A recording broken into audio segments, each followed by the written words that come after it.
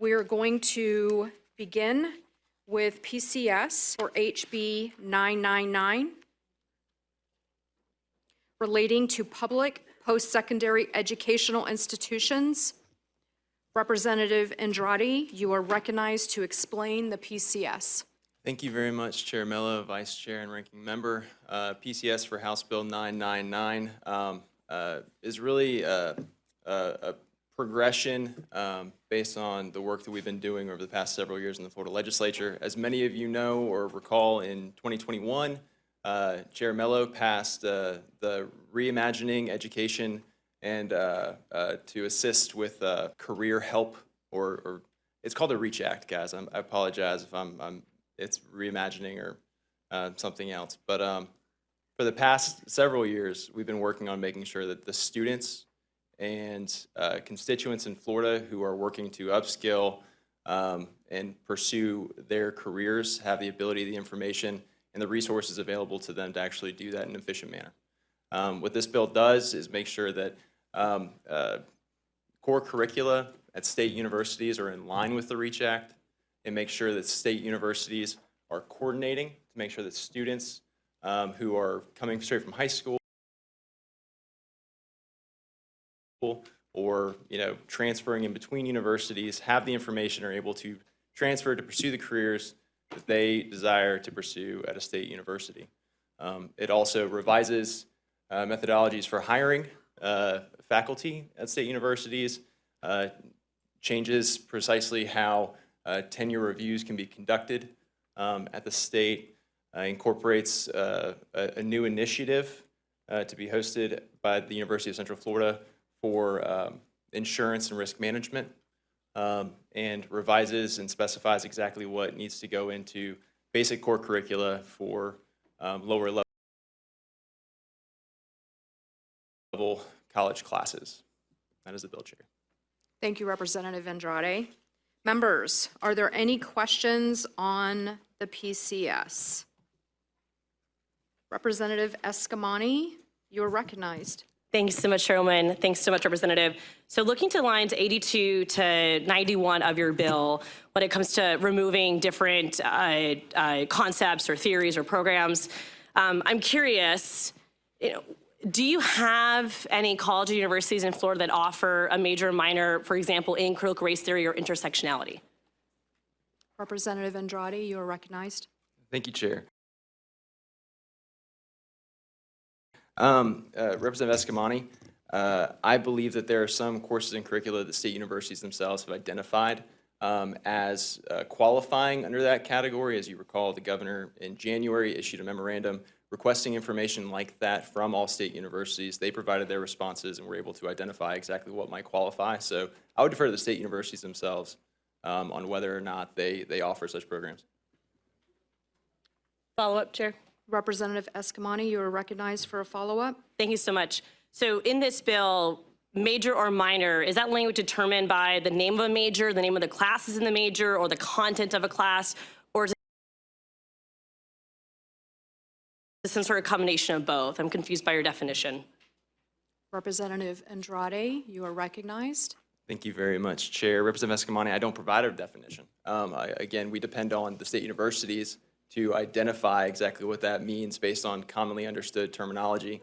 We also direct the Board of Governors to provide those definitions in their rulemaking authority as they progress through the year. Follow-up, Chair. Representative Escamani, we have a long list of that would like to ask as well. I know that, Madam Chair, and I have a quick series of questions, and I'll go through them as fast as I can. Okay, you're recognized for one more question. I will need more than one more question, Madam Chair, if I may. You're recognized for two questions. Thank you. Make sure you ask through the chair, please. Of course. You're recognized. Thank you. So in other words, what attributes of a major or minor are you considering, and who makes that decision? Representative Andrade, you are recognized. Thank you very much, Chair. Representative Escamani, as I mentioned, the Board of Governors is tasked with defining that and implementing that by rule. In this program, you can look at later on in the bill discussions about disproven, unproven, or theoretical methodologies as some level of guidance. But again, generally, state universities were asked for information on critical race theory and diversity, equity, and inclusion, and they were more than capable of providing that information to the governor within a month. And then Chair, my follow-up question. Representative Escamani, you are recognized. Thank you so much. So who defines unproven? Representative Andrade, you are recognized. I believe the word unproven stands for itself, Representative Escamani. Representative Hinson, followed by Representative Tant. Thank you, You are Madam. recognized, Representative Hinson. Thank you, Madam Chair. Good afternoon, Representative. What compelling interest does the state or you have in creating this law? Representative Andrade, you are recognized. Thank you very much, Chair. Representative Hinson, the state has a compelling interest in making sure that students coming out of high school and also students going back to college are fully informed about the courses they can take to upskill and become better placed in the careers that they so choose. Representative Hinson, for a follow-up, you are recognized. Is this essential and necessary, or is this just a matter of choice of you or whomever you're presenting this for? Representative Hinson, is that a new question? It sounds It's a very similar follow-up to the to- same question you just asked. If you say so, I'll move on. You are recognized for another question. Thank you. What campus activities are you attempting to regulate? You are recognized, Representative Andrade. Thank you very Chair. Thank you very much, Chair. Representative Hinson, as far as campus activities, the bill is explicit that the campus activities that would be at all discussed or considered by this bill are campus activities conducted by administration and professors in their position in roles of power over students on that campus. Student activities, not included. Activities to comply with any type of federal regulation or federal funding, such as like Pell Grants, students with unique abilities, or first-time students, again, exempted in the bill. Representative Hinson, you are recognized for a question. Good. Thank you, Madam Chair. I think I'm more confused now than I was when I started. I can provide you the line number if you'd like, Representative. If a student group puts on an event advocating for diversity, equity, and inclusion, can the university publish flyers promoting the event, or could it put it in their calendar of events? And again, I will ask that we maintain professionalism by keeping decorum. Please stick to the subject and not personal remarks. Representative Andrade, Was you are that recognized. I'm sorry, Madam Thank you very Chair. much, Was Chair. that personal? Or did you take that personally? I'm sorry. Let me withdraw the question. Representative Andrade, Was that you are personal? recognized. Thank you very much, Chair. Representative Hinson, I would point you to line 297 when it states that student fees can be used by student-led organizations, regardless of any other direction in the bill. Line 297 explicitly makes sure that student organizations can conduct whatever programming they would like to, regardless of the viewpoint that that student organization promotes. One more question. I appreciate You're that. recognized. If you don't mind. How does this, I hope you don't take this personally. How does this impact Black student unions, pride centers, multicultural student centers, multi-faith advisory boards? These aren't student activities, these are centers, student-focused organizations that have some programming paid for by their student fees. But faculty are paid by the university and must advise them. How would this affect them? Representative Andrade, you're recognized. Thank you very much, Chair. Representative Hinson, the short answer, while some of your summaries, I believe some advisory committees might be excluded in what's being discussed here right now, but the short answer for the vast majority of what you just asked about in reference to certain specific student groups, the answer is it doesn't. The bill does not apply to them. Now, as far as purely faculty advisory committees, obviously that would be included. But advisors to specific student groups are not prohibited at all to continue being advisors to those student groups. And again, those student groups can continue to operate how they see fit currently, subject only to the policies and procedures that are content neutral that apply to all organizations, student organizations on campus.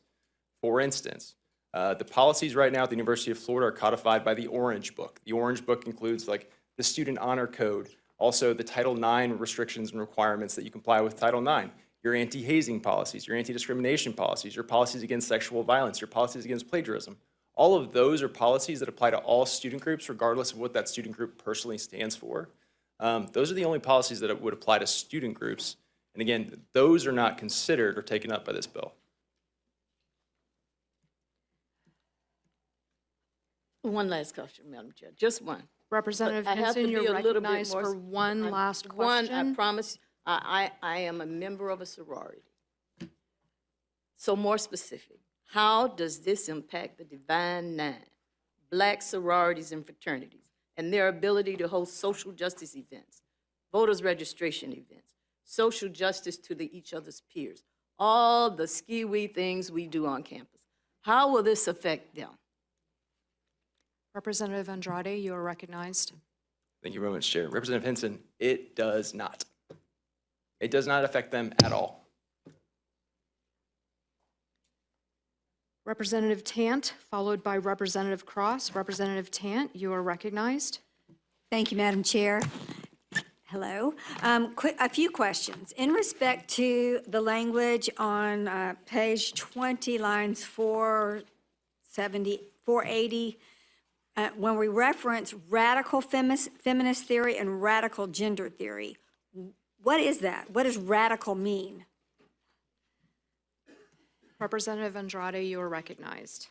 Thank you very much, Chair. I would posit that radical in this context would, again, and while I'm positing it to entertain potentially like a hypothetical or throw out some hypotheticals for illustrative purposes, state universities are very comfortable identifying this information based on how they operate right now. But like radical feminist theory, what I can tell you right now is it's not women's studies. Radical gender theory is not simply gender studies. When you apply those modifiers to the programs, what you're talking about is a system meant to direct and promote certain activism to achieve a specific viewpoint. I believe that state universities should be focused on teaching students how to think, not what to think.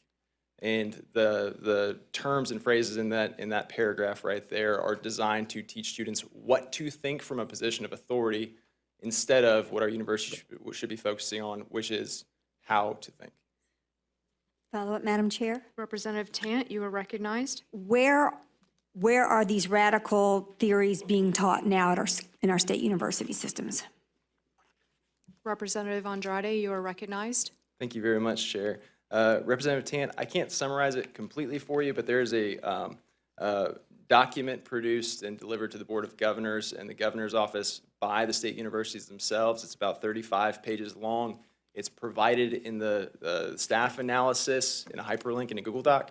I would have to go through that list to point to exactly what universities have self-identified as programs that might qualify under those definitions. Thank you. A couple more? Yes, you are recognized for one more question, Representative Tant. Thank you, Madam Chair. In respect to the general education core courses that are outlined on lines 484 through 505, and where we're prescribing those, have faculty been involved in that? And my other question related to that is, will these course outlines be transferable by a student who chooses to transfer out of state, or a graduate student who's gotten an undergraduate who chooses an out-of-state graduate degree program? Representative Andrade, you are recognized. Thank you very much, Chair. Representative Tant, I can't speak to other states and whether or not they would recognize these definitions of core courses. What I can say is that this statute directs state universities within the state of Florida, within our jurisdiction, to recognize these courses, make them intertransferable, even if that university doesn't potentially offer that course themselves. Did you have any further questions, Representative Tant? Yes, ma'am, if you don't mind. More? My alma mater, thank you, Madam Chair. My alma mater is FSU, and they do some amazing research. For example, they developed tamoxifen, which actually treats breast cancer. It's been licensed, I believe, now. They also have an amazing the largest magnet lab in the country, right here in Tallahassee. So in respect to research, I'm very concerned about ensuring that we're not going to run afoul of what we do in the research. And I don't know, breast cancer is largely, when it comes to medical research, if we're going to run afoul of anything with that. And of course, so I want to make sure that we're not touching anything inadvertently that impacts research in that respect. So do you know if this bill does? Representative Andrade, you are recognized. Thank you very much, Chair. And Representative Tant, if you look at page 22 of the bill, it discusses the opportunities and the proper placement for courses with curriculum, not necessarily research initiatives, but courses with curriculum based on, like I mentioned earlier, unproven, disproven, speculative, or exploratory content as best suited to fulfill elective or specific program prerequisites at higher levels, and not the place for those types of initiatives are not in your first 1 or 2 years in a program, where you're supposed to be understanding the basis and the foundation of whatever program you're trying to develop an expertise in as a college student. The bill does, incorporate a $50 million measurement for ranking universities as far as preeminent institutions in the state to encourage identifying the research grants and the research funding that state universities are drawing down to pursue research. And I would argue that the bill does a great deal to support the idea that our institutions are supposed to be researching and developing higher knowledge in fields. The opportunity to pursue and challenge theories and to, engage in that peer review development of new ideas and concepts should remain higher level pursuits once that foundation's been well established for that student. Representative Cross, you are recognized. Thank you, Madam Chair. Representative Andrade, I had a question related to DEI and how it may impact accreditation. From my understanding, not just some of the larger accreditation groups like SACS, but there are standalone accreditations for some of our STEM fields, including civil engineering, colleges of medicine, or accounting, for example. How would changes to some of these DEI standards impact these specific accreditations and potentially the funding associated with federal student loan programs, research dollars, or economic impacts from losing students to those programs? Representative Andrade, you are recognized. Thank you very much, Chair. Representative Cross, on the accreditation question, as you might be aware, the state of Florida has directed state universities to seek out on a semi-regular basis new and alternative accreditation models, other accrediting agencies, to try and make sure that our universities can match up on several different planes of accreditation. As far as the funding component, there's language in the bill that provides that, to comply with things like Pell Grant requirements, federal funding requirements, universities can still engage in those requirements. That being said, I do not believe that any accrediting entity has come out and said that this bill would violate their accrediting standards. But if they chose to say that state universities like the University of Florida or the FSU or UCF, which are have world-renowned research institutions and have very strong credentials for those accreditations, suddenly don't qualify because they don't have a vice provost in diversity, equity, and inclusion, that would be up to them and their credibility, not our universities. Follow-up. Did you have a follow-up? Representative Cross? Yes. So you're I'm recognized. Thank you, Madam Chair. So I'm hearing that there could be some discrepancy in some of these accrediting standards and what happens ultimately with this bill. I do have a question related to tenure, starting on line 180. I'm interested in how the tenure review process will be structured and who will be involved in conducting those reviews. Representative Andrade, you are recognized. Thank you, Chair. And Representative Cross, to clarify the summary statement that you made about my previous answer, no. My previous answer was no, I have no information that would say our accreditation is at all at threat. As far as the tenure review, currently every tenured professor, employee of a state university who has tenure, is subject to a 5-year tenure review. All this bill opens up is the opportunity for a for-cause determination to be made by a chair. For cause is defined in the bill and clarified to provide that opportunity in circumstances where a professor may have committed a crime or been found incompetent or been deemed to have been unable to perform their basic functions as a tenured professor. In those circumstances, a tenure review can occur in between that 5-year period that's currently established by Florida law. Representative Cross, did you have another question? Yes, I did. Thank you. You are recognized. Thank you, Madam Chair. A follow-up, will there be any limits on the number of post-tenure reviews that a faculty member could undergo? Representative Andrade, you are recognized. Thank you very much, Chair. Well, Representative Cross, currently if a tenured professor lived to be 180, they could have one every 5 years, and there's no cap on that. But no, there's no limit. However, it is subjected. A tenure review is a serious process that's not to be taken lightly. The Board of Governors just went through new rule revisions on their tenure review process, and this would simply be incorporated into that. It is still something that is taken very seriously and can only be called for by the chair of that Board of Trustees. Representative Cross, did you have another question? Yes, I had another one related to cost, beginning on line 260. You are recognized. Thank you, Madam Chair. Beginning on line 264, it lists that there will be potential performance reviews of personnel earning an annual salary of $100,000 or more. Wondering what criteria will be used to decide what's done with those performance reviews and how that will ultimately improve the performance of our college and university systems. Representative Andrade, you are recognized. Thank you very much, Chair. And I would question whether or not there would be any university president currently today in Florida who would admit that they do not conduct these types of reviews, performance reviews of their employees making 6 figures at their universities. So this information is simply an informational item to bring this to the Board of Trustees, to provide it to the Board of Governors ultimately, to allow them to assess the performance of these state employees that are an arm and a component of the executive agency. Representative Cross, did you have one more question? Yes, final line You're of questioning. recognized. Thank you, Madam Chair.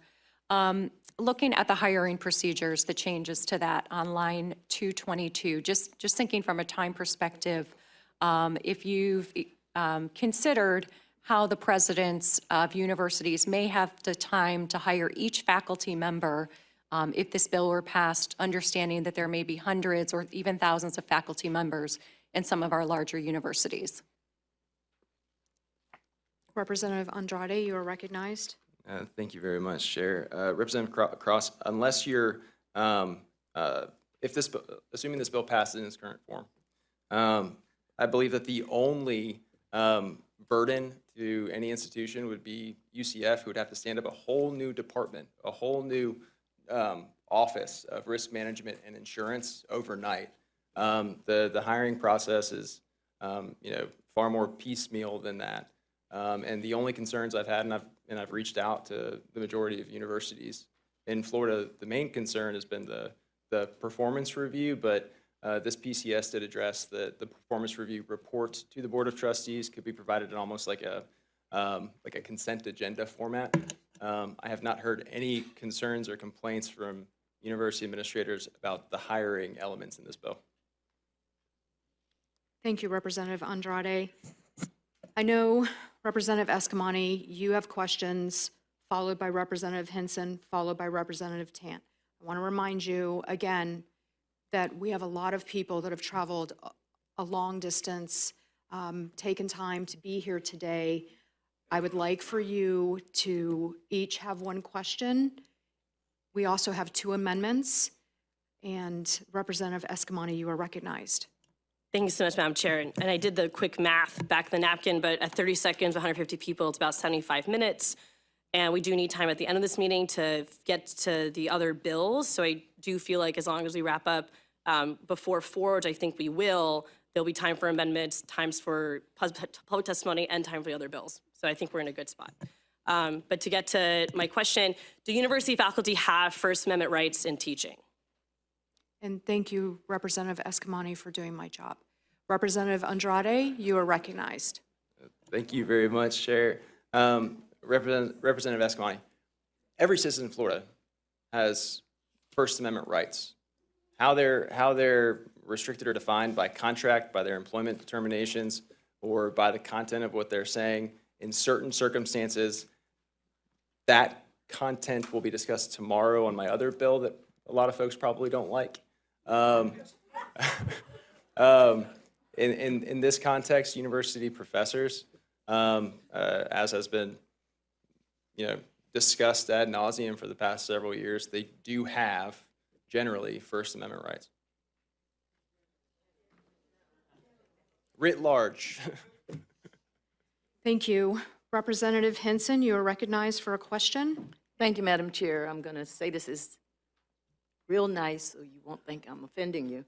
The Fifth Amendment has an explicit requirement that the federal government not deprive individuals of life, liberty, or property without due process of the law, and an implicit guarantee that each person receive equal protection of the laws. Every state is supposed to protect its citizens under the Equal Protection Law Clause. This bill violates that law, don't you think? I'm looking for the question, but Representative Andrade, you are recognized.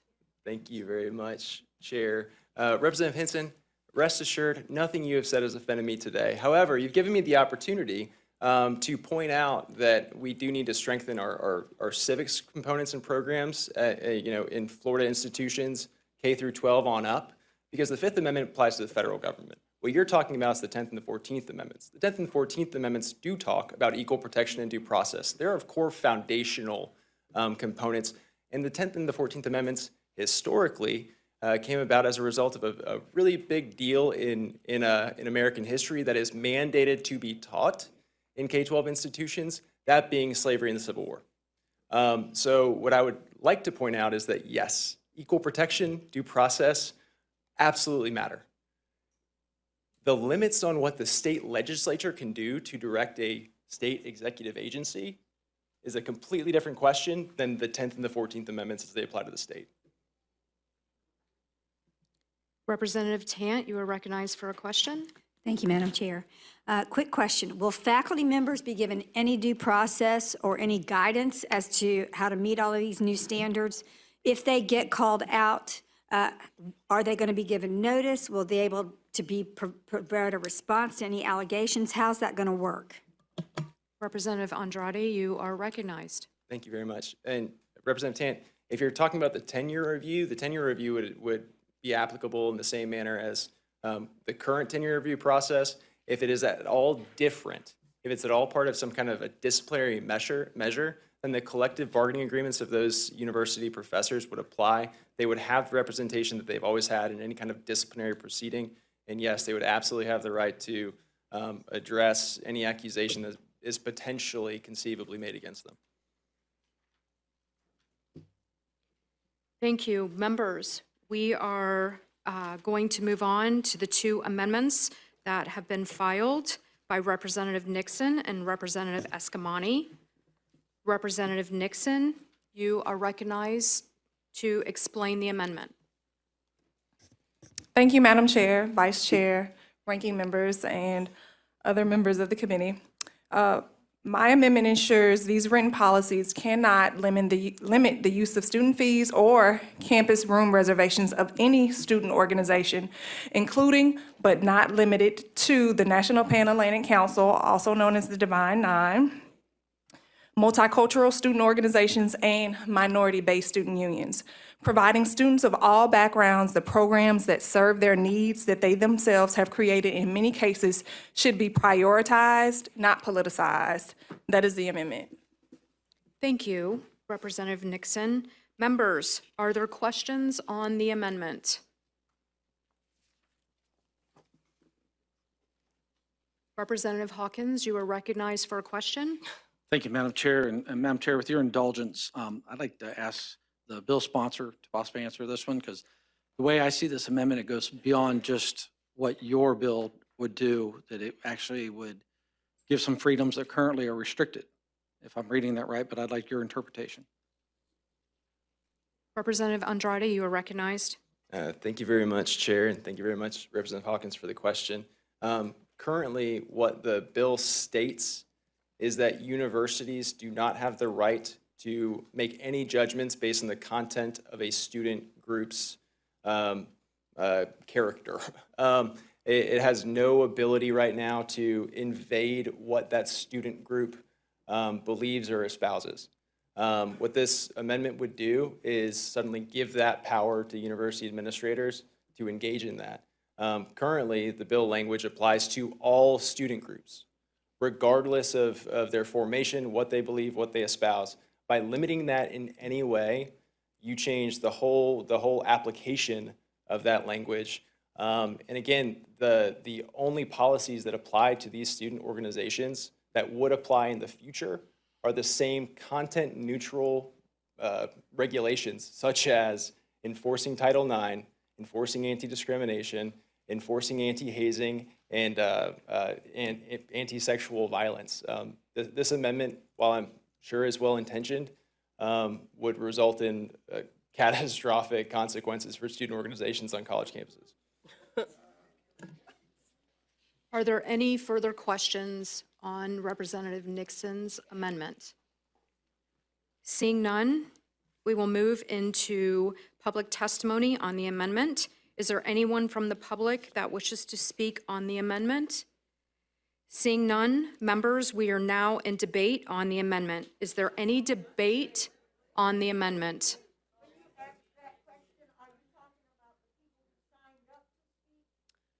We have cards here to speak on the bill. We do not have any appearance cards here present. We have cards here to speak on the bill. We do not have any appearance cards here present to speak on the amendment that Representative Nixon is presenting. Members, we are now in debate on the amendment. Is there any debate on the amendment? Representative Escamani, you're recognized. Thank you so much, Madam Chair. I just want to say thank you, Representative Nixon, for bringing forward this amendment.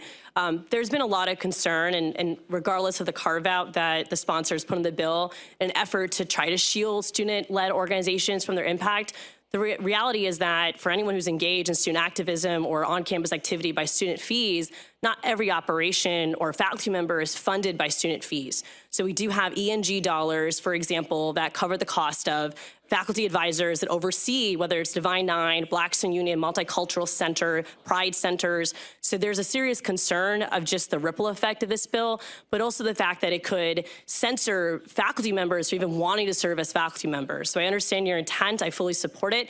If this is what the bill does, then let's accept the amendment to at least provide a greater sense of protection, especially for Black-led organizations. They don't feel censored by this bill. Thank you, Representative Escamani. Are there any other members that wish to debate on this amendment? Okay, seeing none, Representative Nixon, you are recognized to close on the amendment. Thank you. So the sponsor of this bill does state that this bill doesn't keep these types of organizations from being able to use student fees as long as they're student-led. However, he does not clearly outline that it prohibits colleges and universities from limiting these organizations from using their student fees and making room reservations. I'm also concerned about the chilling effect this bill could have on faculty advisors and topics these organizations may want to bring to campus.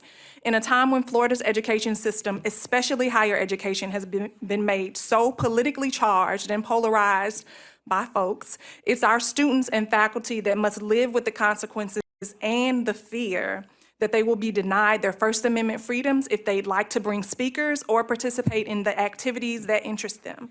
I remember this very same legislature just a few years ago was worried about viewpoint diversity and intellectual freedom, only to now pass policies that will do the very thing they claim they were afraid of. It seems kind of like accusations in a mirror to me. Let's stop going down this dangerous road of censorship and limiting free speech in our public institutions of higher learning and get back to solving the problems that Floridians ask for. I ask and implore all of the members on this committee to stand up for true freedom and vote yes on this amendment.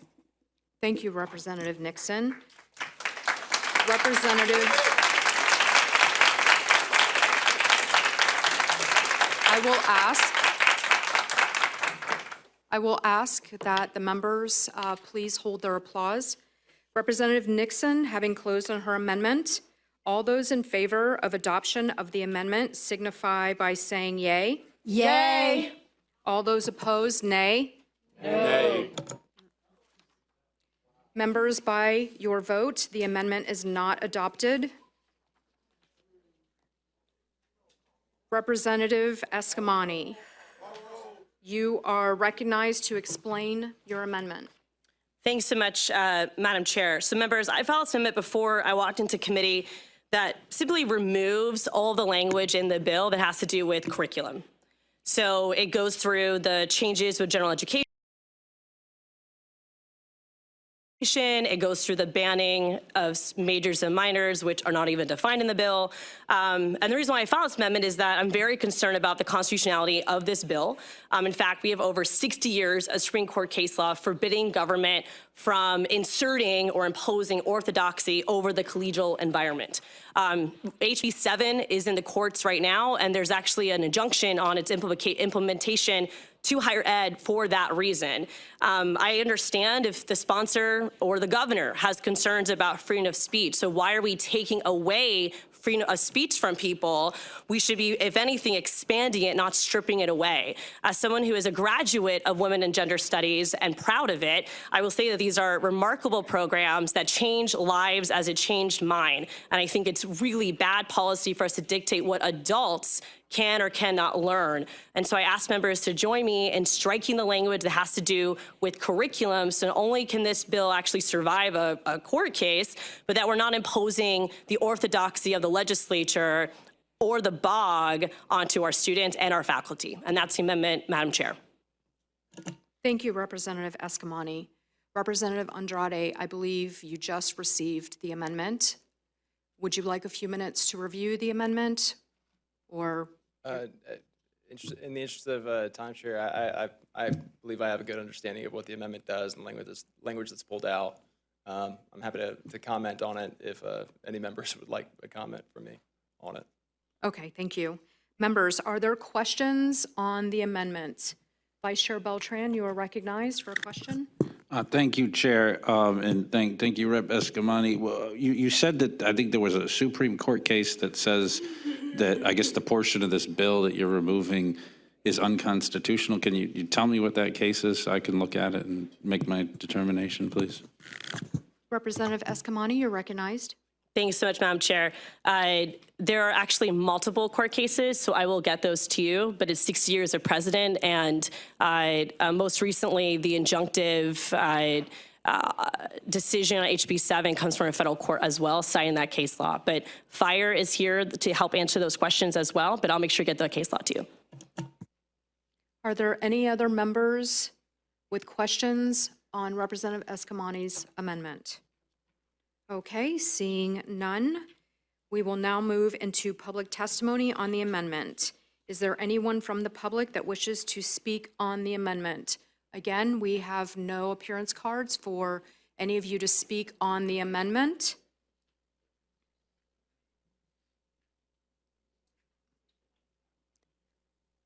You would like to speak? On the amendment. Do we have an appearance card? Not for the amendment. I have electronically for the bill itself, but I didn't know amendment was pending until moments ago. Can you please get an appearance card? Thank you.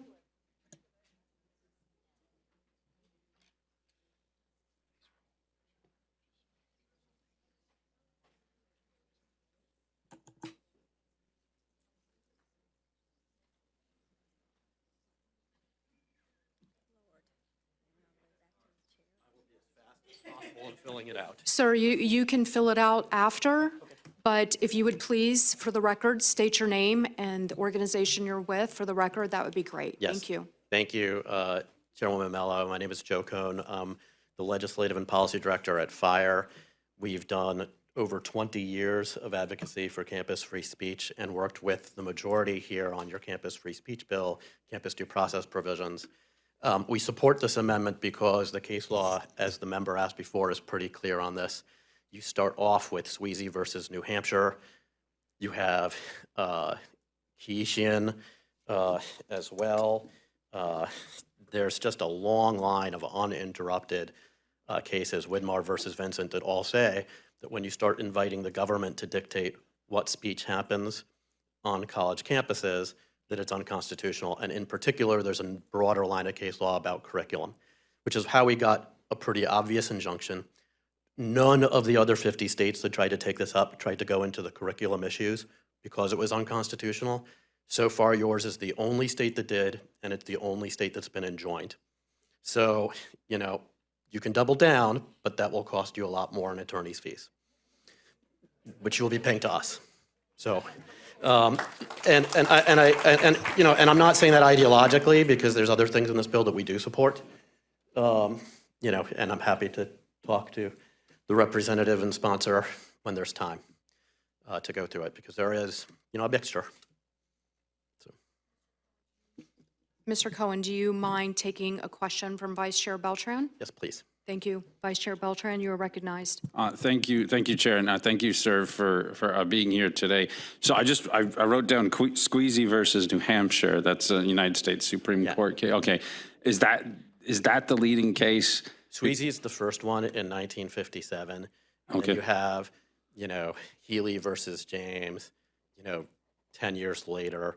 You have Widmar versus Vincent. All of these cases talk about government-imposed orthodoxy over the collegiate environment in various different, you know, contexts. And then there's a string of cases and circuits, you know, across the country about, you know, academic freedom as well. Sweezy in particular is about, you know, academic freedom.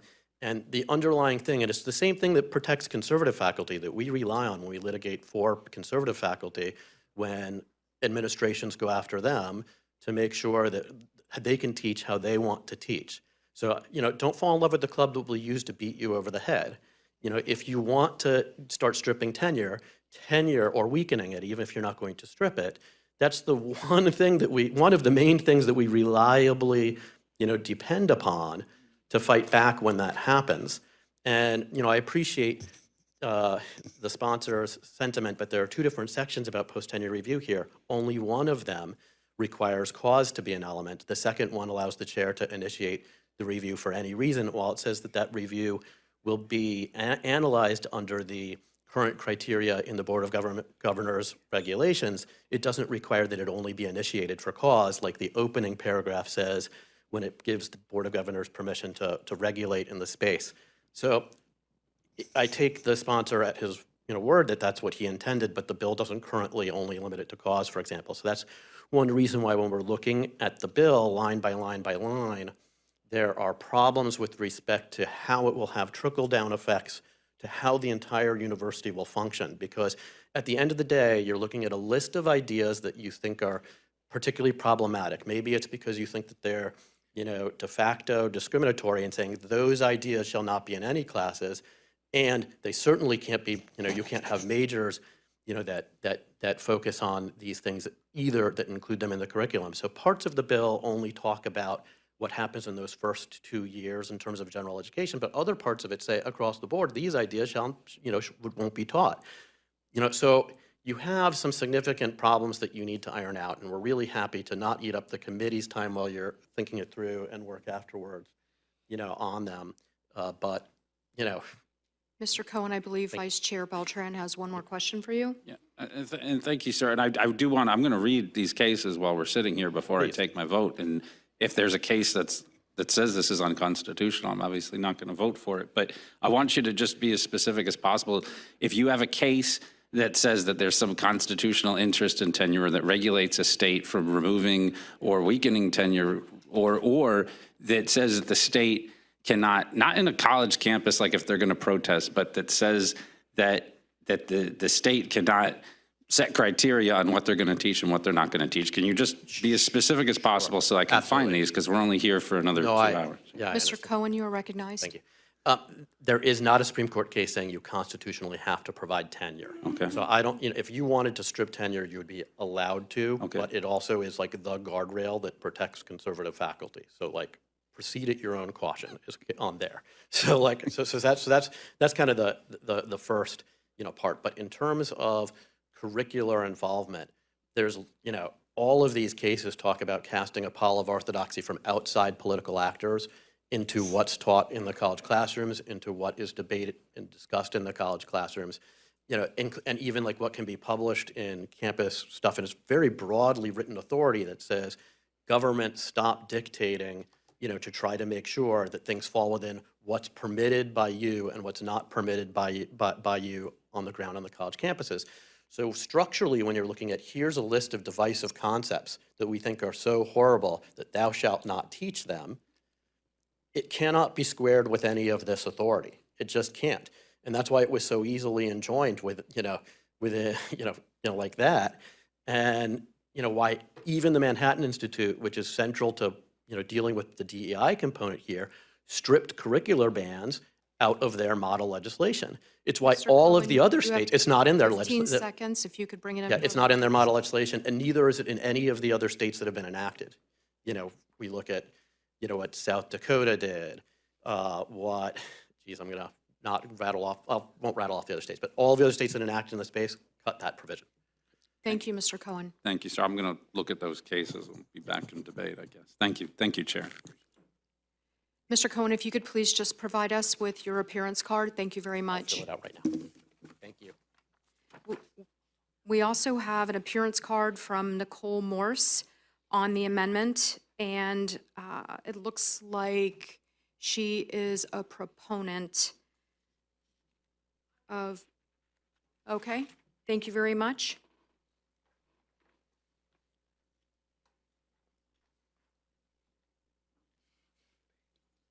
Members, we are now in debate on the amendment. Is there any debate on the amendment? Okay, seeing none. Representative Escamani, you are recognized to close on the amendment. Thank you so much, Madam Chair. I kind of want to take my time so Rep. Beltran can check those case laws for me before we vote. But no, in all seriousness, I'm so grateful that Fire came up to share that. I was not expecting that, so thank you, because I'm not a lawyer. But I have looked at this case law, and I am concerned about the unconstitutionality of this policy. And members, we can have debates about DEI all we want. I welcome those debates. But to insert the state in curriculum, that is a problem. Not only is it a problem when it comes to the First Amendment rights of professors to teach, but also the First Amendment rights of students to listen. And it's very important that we define our terms. And as I attempted in Q&A, there were not very good definitions of terms in this bill, especially the sections that I'm striking. It creates a huge environment of censorship and of people proactively censoring themselves for fear of breaking this law. And it's not even clear what the punishment would be. For example, if you teach something that is, quote, speculative, which, by the way, I took astronomy as a general education class, shout out Dr. James Cooney, and we talked a lot about ideas in astronomy that are somewhat speculative.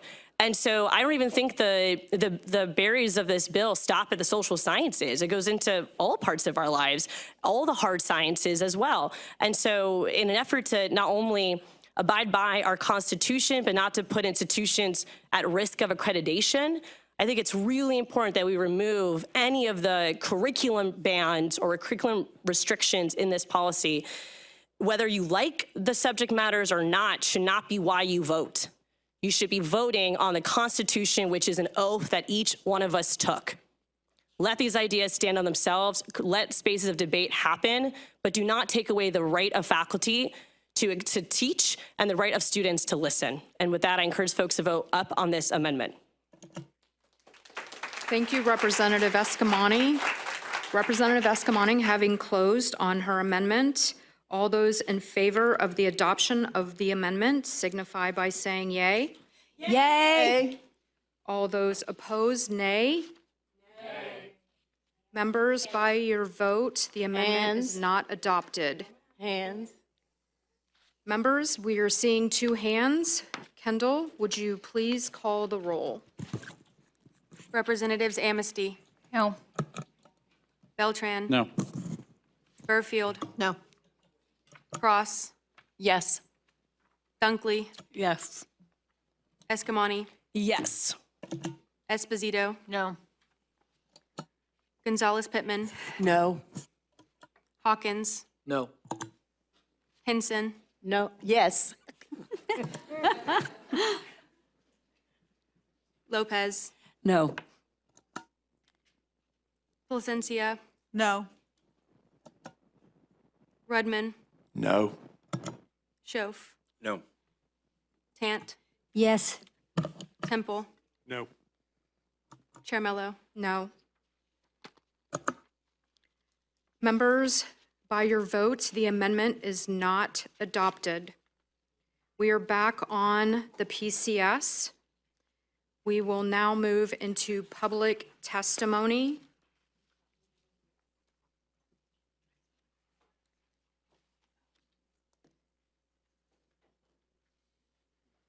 The following are waiving in opposition to the PCS.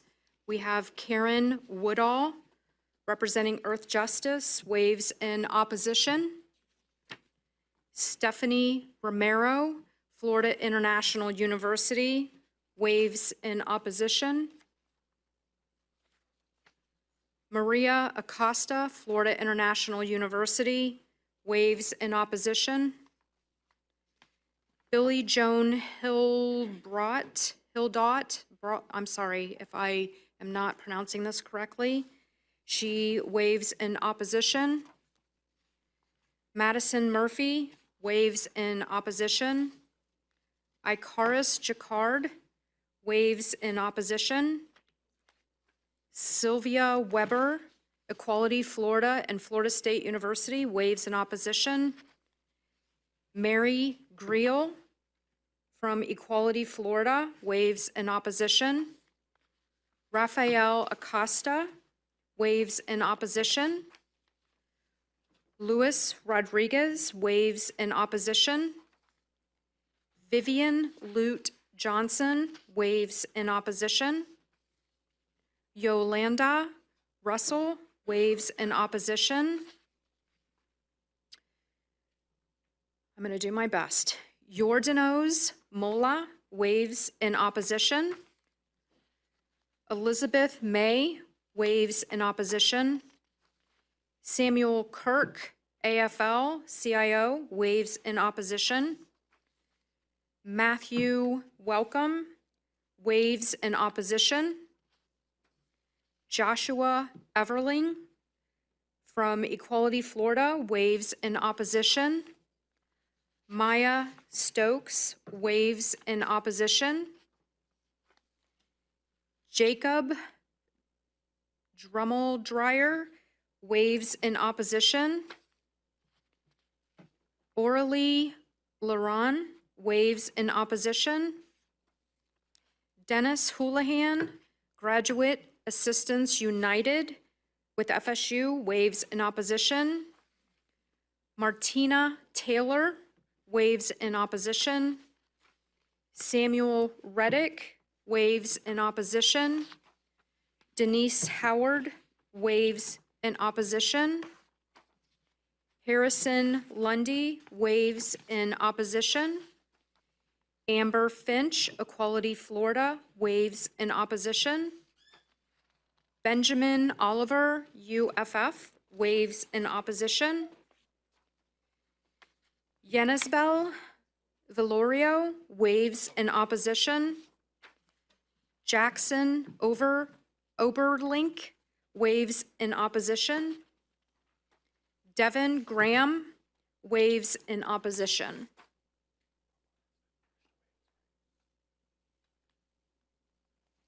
The following waives in support: Amber Mayor, Equality Florida, waves in support. Natalie Pertalone, Equality Florida, waves in support.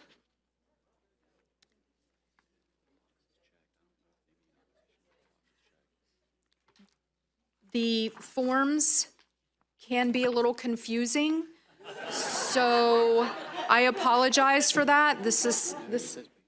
But you have checked waved in support on these forms. So just if you don't mind bearing with us while we get through them, I understand if that was a mistake on your part. Malik Gay, again, says waves in support. Sarah Parker, Women's Voices of Southwest Florida, waves in support.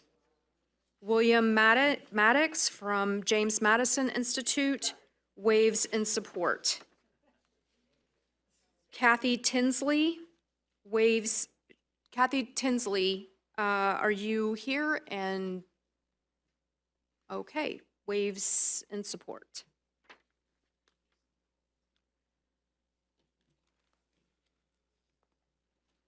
Because we have so many members that would like to speak on this PCS, I am going to call the first name to come up and approach the members, and then I am going to ask that the next person be prepared to follow. It looks like Trennis, and again, please, I apologize, Robertson, you wish to speak? Followed by Catherine Clark. And again, unfortunately, you have 30 seconds, but thank you for being here and you are recognized. Thank you for having me. My name is Trennis Robertson. I am a student at Florida Agricultural and Mechanical University, and I oppose this bill. Thank you. Thank you very much. Catherine Clark. Okay, next we have Max Fenning, followed by Sarahi Perez.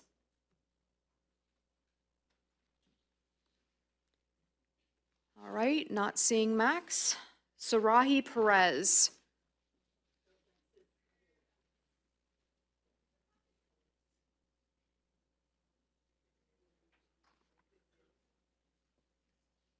My apologies, packed room.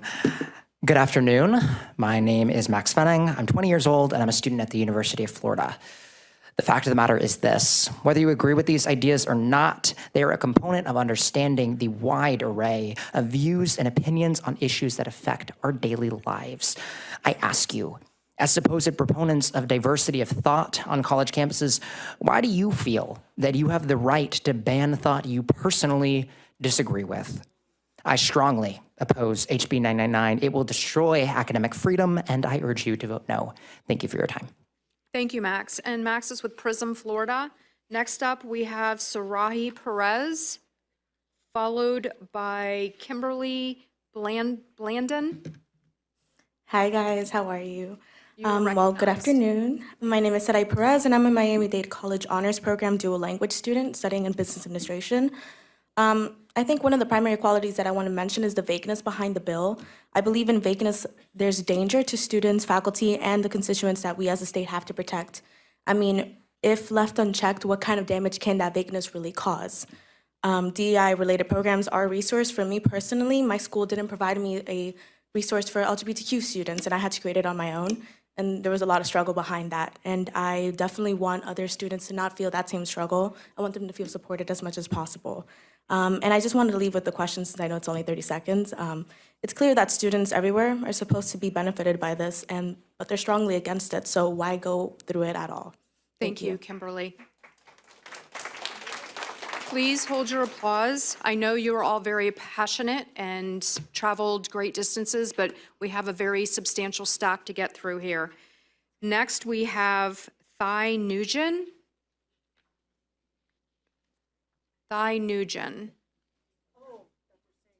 Followed by Paola Linares. You are recognized. Thank you for having us here today. My name is Thuy. I'm a public health epidemiology graduate student at FIU. I recently got accepted to one of the most competitive public health internship in the country. The interviewer asked me this question: how would you apply data and epi methods to reduce health disparities through the lens of intersectionality? This is what the workforce demands of my generation: cultural responsiveness, cultural competency. Fortune 500 companies in 2021 invested over $50 billion in DEI initiatives. Under this bill, we would not be prepared for the workforce compared to other states. Florida doesn't exist in its own little box. We exist as a state in a country within like the world. Thank you. Thank you. Paola Linares, followed by Sam Scharf. Members, again, please, if you would be considerate of everyone else that would like to also speak. Thank you. Okay, recognized. my name is Paola Linares, and I'm a student at Miami-Dade College. I'm here to oppose this bill. As a minority student, I feel censored. I think that I will be not permitted to take classes that will help me understand different cultures and different experiences. The bill claims misinterpretation of historical facts. But when you erase majors or courses related to intersectionality, the experiences of marginalized people are being taken away. Therefore, you are distorting history to uphold an existing version of America that is unrealistic. When you defund DEI programs, you bar students' efforts to keep their voices and violate the rights that the Constitution states. Thank you. So I beg of you. Time. Thank you very much. Sam Scharf, followed by Bart Welling. Is Sam Scharf here? I was called earlier. I didn't get a chance to go up. I'm Catherine Clark. Okay, you may go ahead. You are recognized, Catherine. Thank you. Hello, everyone. My name is Catherine Clark, and I'm here representing myself as a student who is currently majoring in political science and sociology. Sociology, in particular, is being called into question by HB 999. I would like to emphasize that I'm legally an adult. I have the right to vote, and I have the right to take out hundreds of thousands of dollars in student loans to go to college. So why is it that under this bill, I will not have the right to select which classes I take with that money? As a legal adult, limiting my choices is government censorship. I urge you all to vote with your American values of liberty and freedom guiding you. Thank you. Thank you. Sam Scharf. Hi, I'm Kimberly Blanton. I was called a little earlier, too. I wasn't given an opportunity to speak. Okay, you are recognized. Sorry, I'm opening my... Good afternoon. My name is Kim Blanton. I live in Miami-Dade County. I oppose HB 999. I received a bachelor's degree in sociology from FIU in 2021. This bill affects the degree I have received. My education provided me with the tools to protect the vulnerable, understand what it means to help marginalized communities, and uplift. I'm hurt by this, honestly. I want other people who look like me to receive these tools that I received, and also to be able to help first-gen Americans with tools to be a part of the American dream. There is not enough resources for people like me to be successful. I ask for y'all to be compassionate for communities such as the ones in Miami-Dade County. Thank you for your time. Thank you, Kim. And it does not look like Sam Scharf is here, so we will move to Bart Welling. Bart, you are recognized, followed by Adam Riley. Adam Riley, if you're here, thank you. Yeah, thank you, everyone. It's an honor to be here, and I ask you all to please oppose this bill in the name of freedom, which conservatives supposedly used to stand for in this country. I'm an associate professor of English at the University of North Florida, and I've been a beneficiary of the academic freedom that we offer to our students and our faculty for almost 20 years, coming up in June. And I remember as an incoming student at the University of California, Davis, I wasn't sure I wanted to be there. I wasn't sure I wanted to be alive necessarily, but the intoxicating, exhilarating freedom that I experienced in university completely transformed my life. And that's what you are in danger of taking away from our students. So I urge you, please listen to the students, do something good for the students, because they're the ones I think I could speak all day about how unhappy faculty members are, but it's the students who are really going to be hurt the most, especially the most marginalized ones. Thank you. Thank you, Bart. Adam Riley, followed by T. Nurse. Adam Riley, Altamont Springs. Thanks for having me here. What a privilege to come here and speak with you.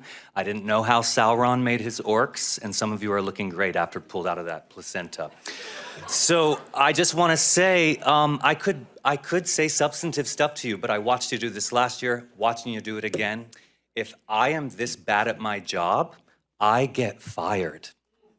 I don't know why you're still here. Thank you for eroding at our freedoms. Thank you, Adam.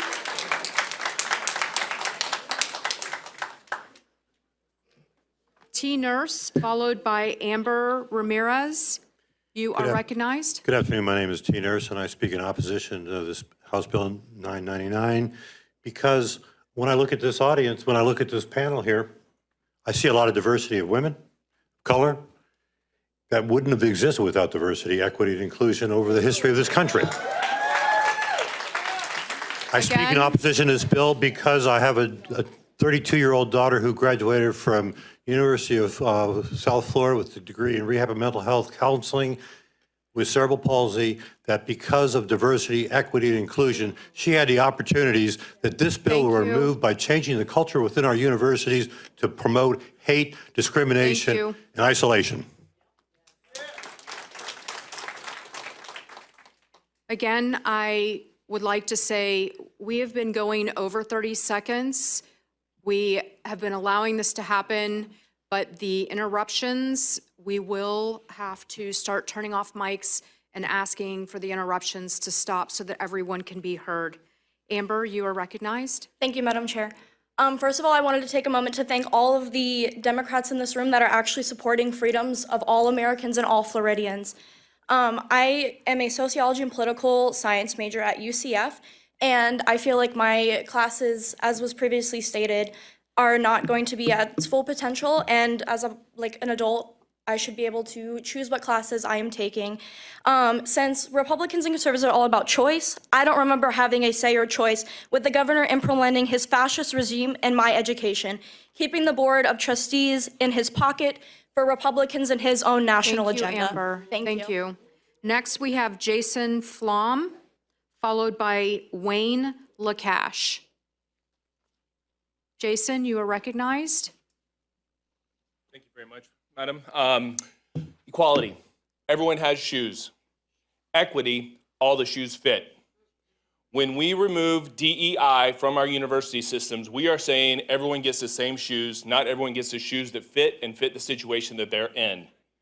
This serves to send that narrative of white supremacy above all else, and it diminishes our capacity to meet our most marginalized kids who then suffer mental illness and increased rates of suicide and continued systemic injustices. Thank you. Thank you very much. It's my understanding Sam Scharf. Sam, welcome, and you are recognized. Hello. I am a 22-year-old student at New College of Florida, the college that y'all and Meatball Ron are waging a hostile takeover of. Our school is the canary in the coal mine. They targeted us first, but are now attacking all state institutions and will do it federally if they are given the power.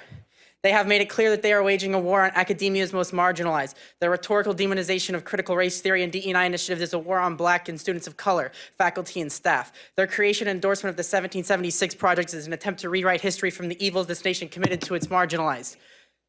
They only want whitewashed historical revisionism that glorifies, okay, thank you. Thank you. Liberate academia. Wayne LaCash, followed by, it's Laney Doris, I believe, or Doris Laney. Thank you. Wayne, you're recognized. I just meant to waive an opposition. I apologize. I checked the wrong box. Thank you. Thank you. Yes. Is it Laney Doris? Yeah. Okay. Doris's last name, I get that all the time. You're recognized. Thank you.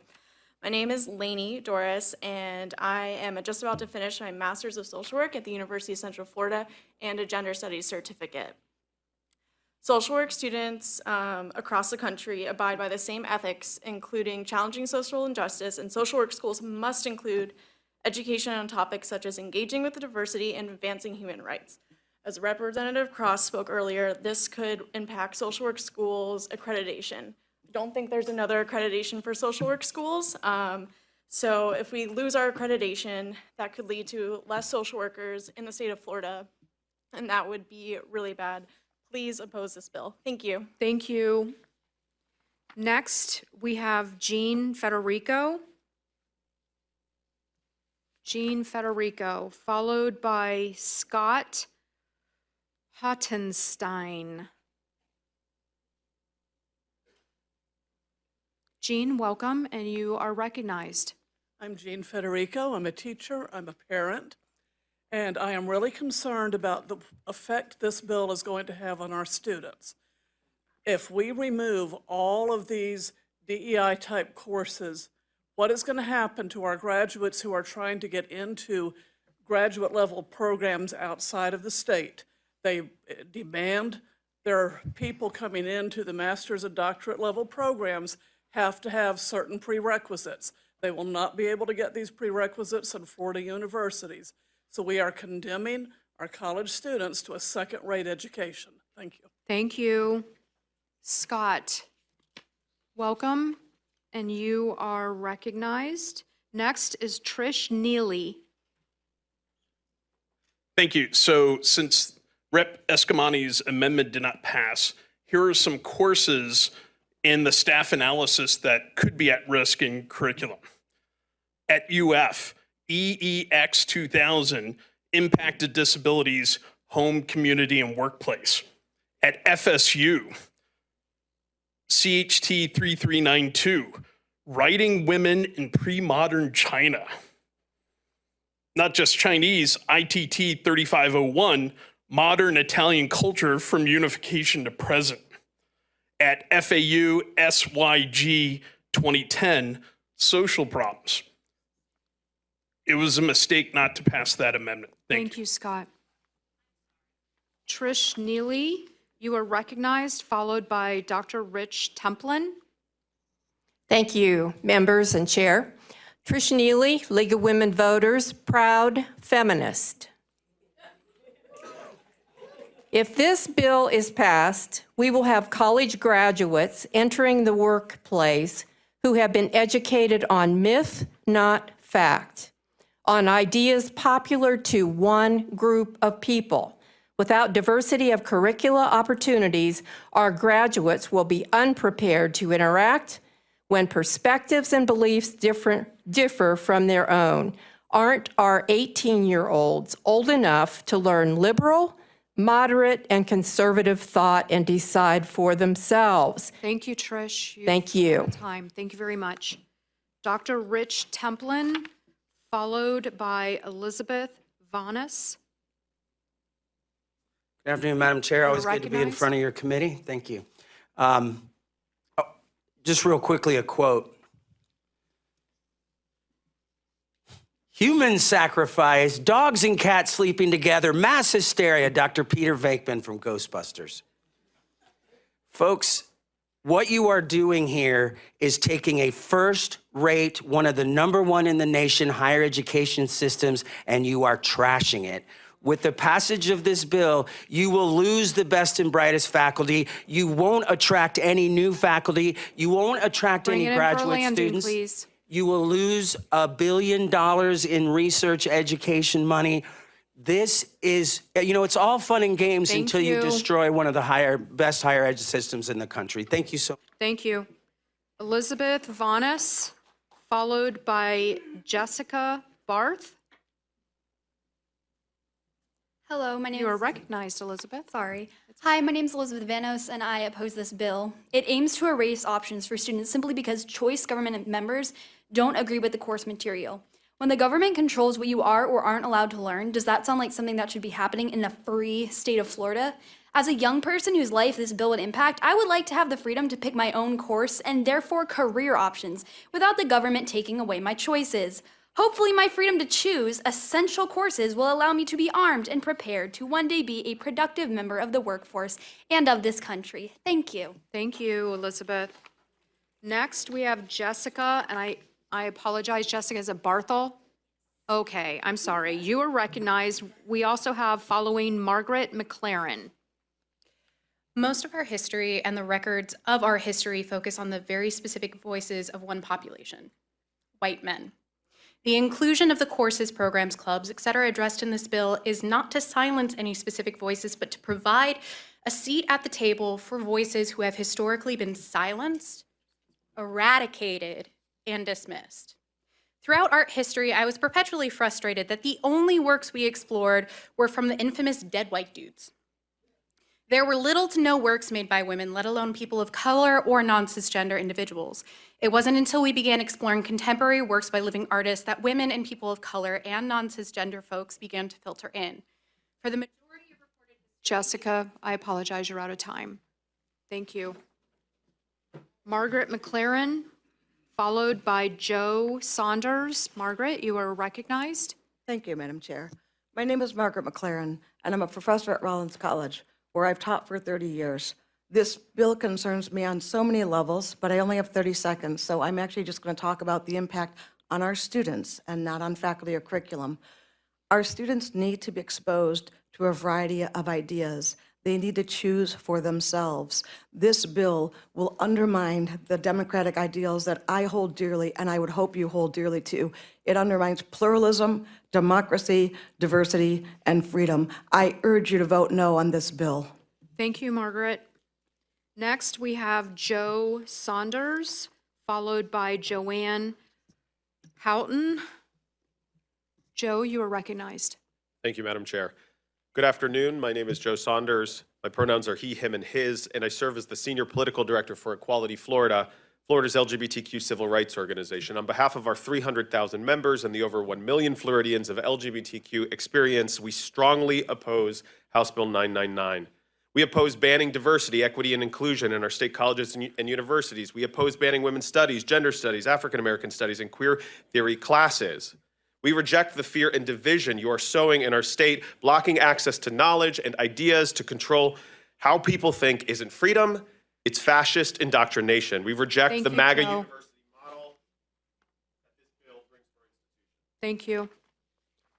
Joanne Houghton, you are recognized, followed by Abriana Jean-Baptiste. Hi, I'm Joanne Houghton from Ocala, Florida. I've taught civics for the past 9 years, but since August, I am also a Juris Master student in employment law. This bill has the potential to change the course of my education. The lack of diversity education in courses, in turn, will change my job marketability after graduation. Due to the potential lack of education in diversity courses, we know everyone is different based on their culture and ethnicity, therefore making me less effective in the position I am hoping to gain. Please vote no on this PCS. Thank you, Joanne. Abriana, followed by Misty Schneiderwind. Hi, members. I You hope are you're all doing well recognized. today. Thank you. My name is Abriana Jean-Baptiste. I go by she, they pronouns, and as a graduate in the Global Studies and Women and Gender Studies at Florida International University and a former president of the Pride Student Union, I can definitely confidently say that DEI programs improve and save lives. Not only would eliminating DEI programs be the elimination of all of our hard work, but it will also be the elimination of the advancements of student minds and the foundations that they've built in their hearts forever and generations to come. Thank you. Thank you very much. Misty Schneidwind, followed by Destiny Gaines. You are recognized. Hi, my name is Misty Schneidwin. I am a family nurse practitioner. I own my own practice and perform disability exams here in Florida. I'm also the mom of an LGBTQ kid. I'm 2 months from graduating with my doctorate from Johns Hopkins. I'm here to oppose HB 999, specifically the removal of the wording related to diversity, equity, and inclusion in curriculum. As written, this will eliminate all colleges of nursing and medicine in the state of Florida, as both are accredited by boards which include examination of personal bias and cultural diversity as part of their curriculum. Passage of HB 999 will further drive our best and brightest students out of the state of Florida to achieve a higher education. Thank you, Misty. You're out of time. Thank you. Destiny Gaines, followed by Robert Tucker. Destiny, you are recognized. Hello, my name is Destiny Gaines, and I'm here on behalf of the Real Beta Alpha chapter of Delta Sigma Theta Sorority Incorporated, which is held on the campus of Florida A&M University. Delta Sigma Theta has held a wide range of programs addressing education, health, international development, and the strengthening of African American families have evolved. And as a member of the sorority, I have witnessed and participated in the change that we inflict on which local, national, and international communities. The National Pan-Hellenic Council serves as a pedestal in the community for not only each organization's mission, but the fact that it serves as a sector in the world that could continuously advocate for diversity, equity, and inclusion, which is exactly what House Bill 999 is trying to Thank you, diminish. Destiny. You're Thank out of you. time. Thank you. Robert Tucker, followed by Dawn Brown. Mr. Tucker, you are recognized.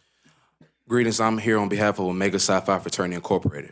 People of color weren't always able to associate with programs with other ethnicities. Therefore, we found a way to impact ourselves, families, and many communities through these Greek-level organizations. The National Pan-Hellenic Council was created for people that look like me, that have established unique core values, but all want to educate and uplift the communities of minority, specifically from racial inequities. If you decide to pass this bill, not only will it affect HBCUs and other state universities in a negative way in the programs that are implemented, but present and future generations to come. Please do not create a bill that affects over 100 years of progression for minorities just because of personal bias. Thank you. Thank you, Mr. Tucker. Next, we have Dawn Brown, followed by Kevin Stein. Mrs. Brown, you are recognized. Good afternoon. Thank you. My name is Dawn Brown, and I serve as the Executive Director for the National Association of Social Workers, Florida and Virgin Islands chapters. NASW Florida holds our core values, which include social justice and dignity and worth of the person, very close to what we do as social workers in the state and beyond.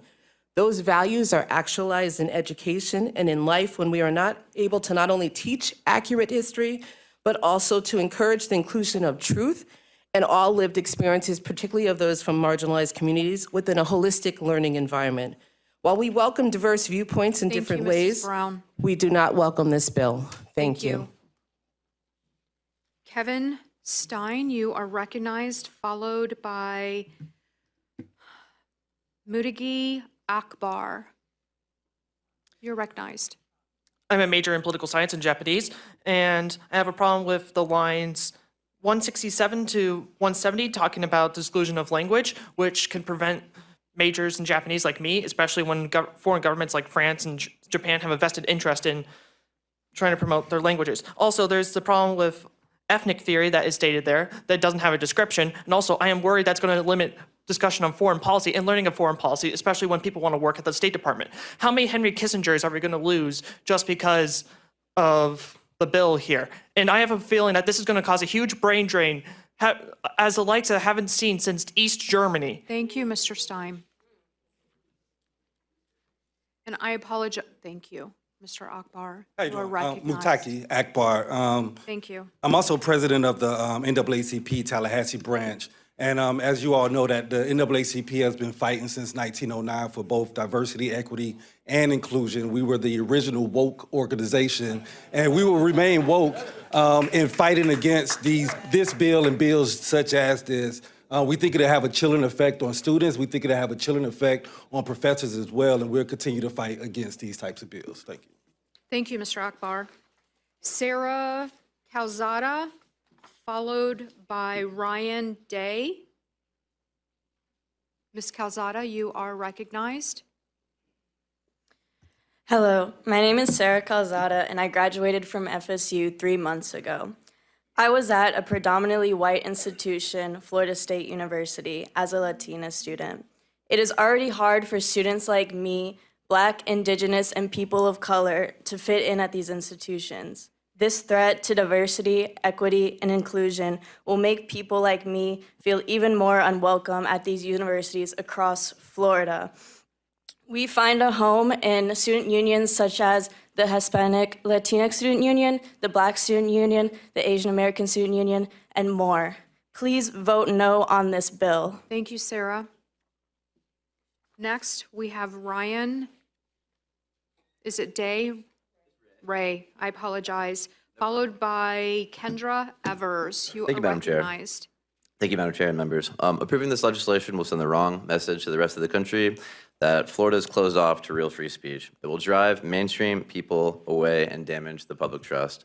HB 999 will damage free speech, Florida's reputation, and ultimately our economy. It's a deeply inappropriate use of state government authority and will make Florida an outlier.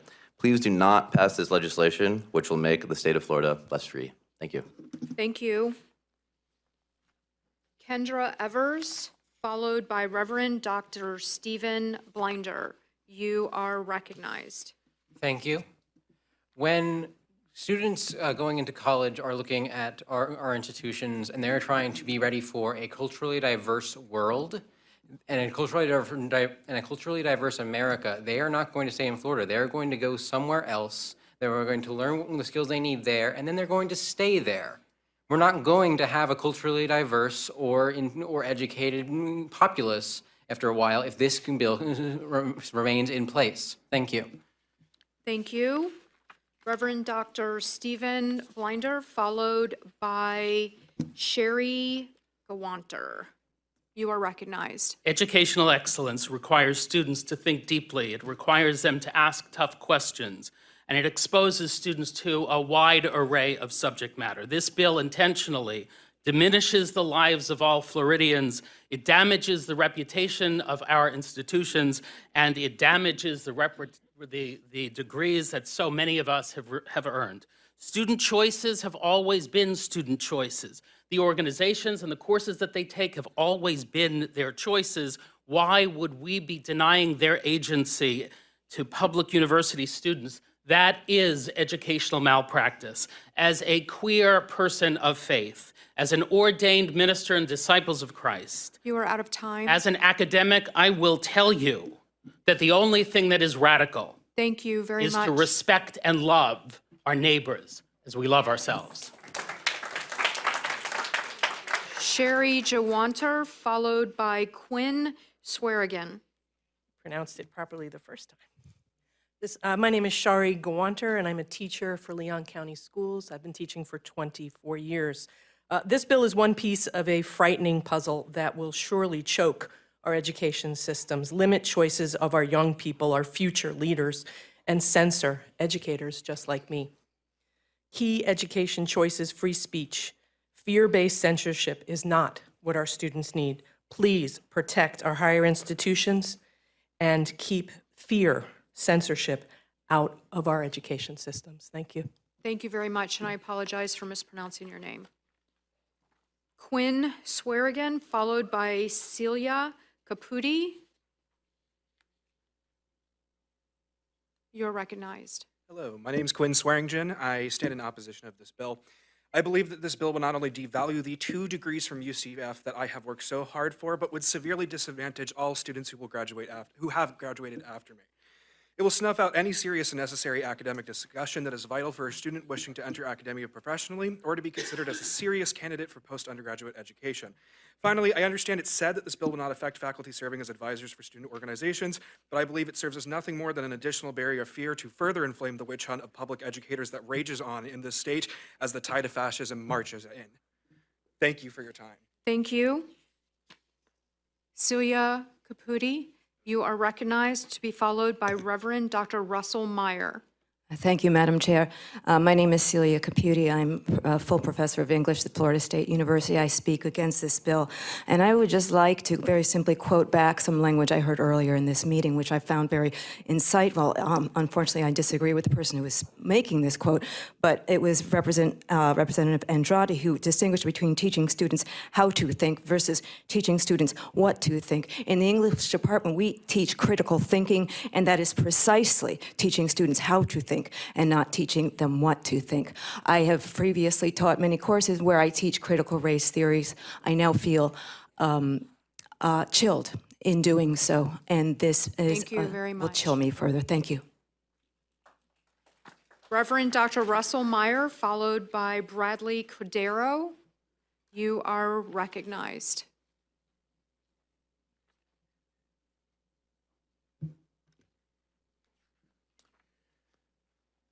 Ladies and gentlemen, HB 999 is a Galileo moment. After 350 years, the Catholic Church admitted its error and silencing the idea of a heliocentric world. It won't take that long to reverse this bill. Florida and the nation are now multicultural and multigender. This has always been true. The radical truth is we are all of inherent worth. It's an extreme view to say we don't need to know about each other with respect and dignity. Please reverse the extremism. Let's take up the radical idea of our worth. You are I out of woke up time. this morning Thank with you my very mind much. stayed on Jesus, You are and out I'm of still time. woke. Thank you. Bradley Cordero, followed by Don Tolliver. Mr. Cordero, you are recognized. Good afternoon. We are here because the beauty of democracy allows us to create a more perfect union. And in our efforts to create a more perfect academic system, our institutions have created DEI, instilling innovation over our youth, not indoctrination. Let us bring humanity closer towards eliminating bias instead of bigotry and racism. Diversity teaches team building, collaboration, and innovation. Equity teaches humility, patience, and bridging the gap of poverty and opportunity. Inclusion teaches curiosity, innovation, brotherhood, sisterhood, but most importantly, belonging. Thank you very much, Mr. Cordero. Or what You I are call out the of reason to time. be alive. Maslow was wrong. Belonging is number one.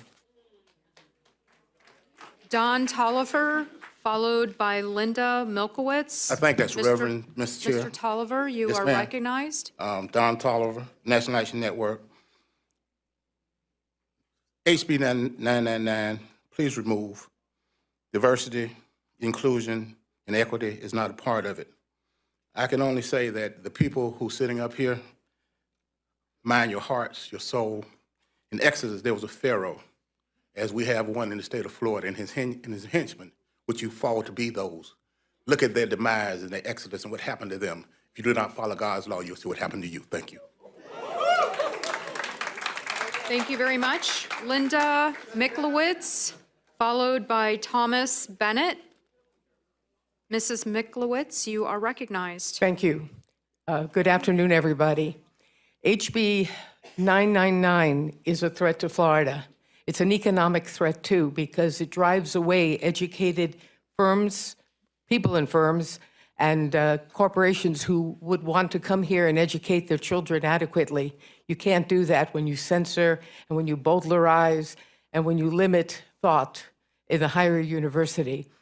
I'm the legislative director of Florida National Organization for Women, a retired attorney, and I'm proud of the education that I and my children got here in Florida, but it's not to be anymore if bills like HB 999 become law. Thank you. Thank you very much.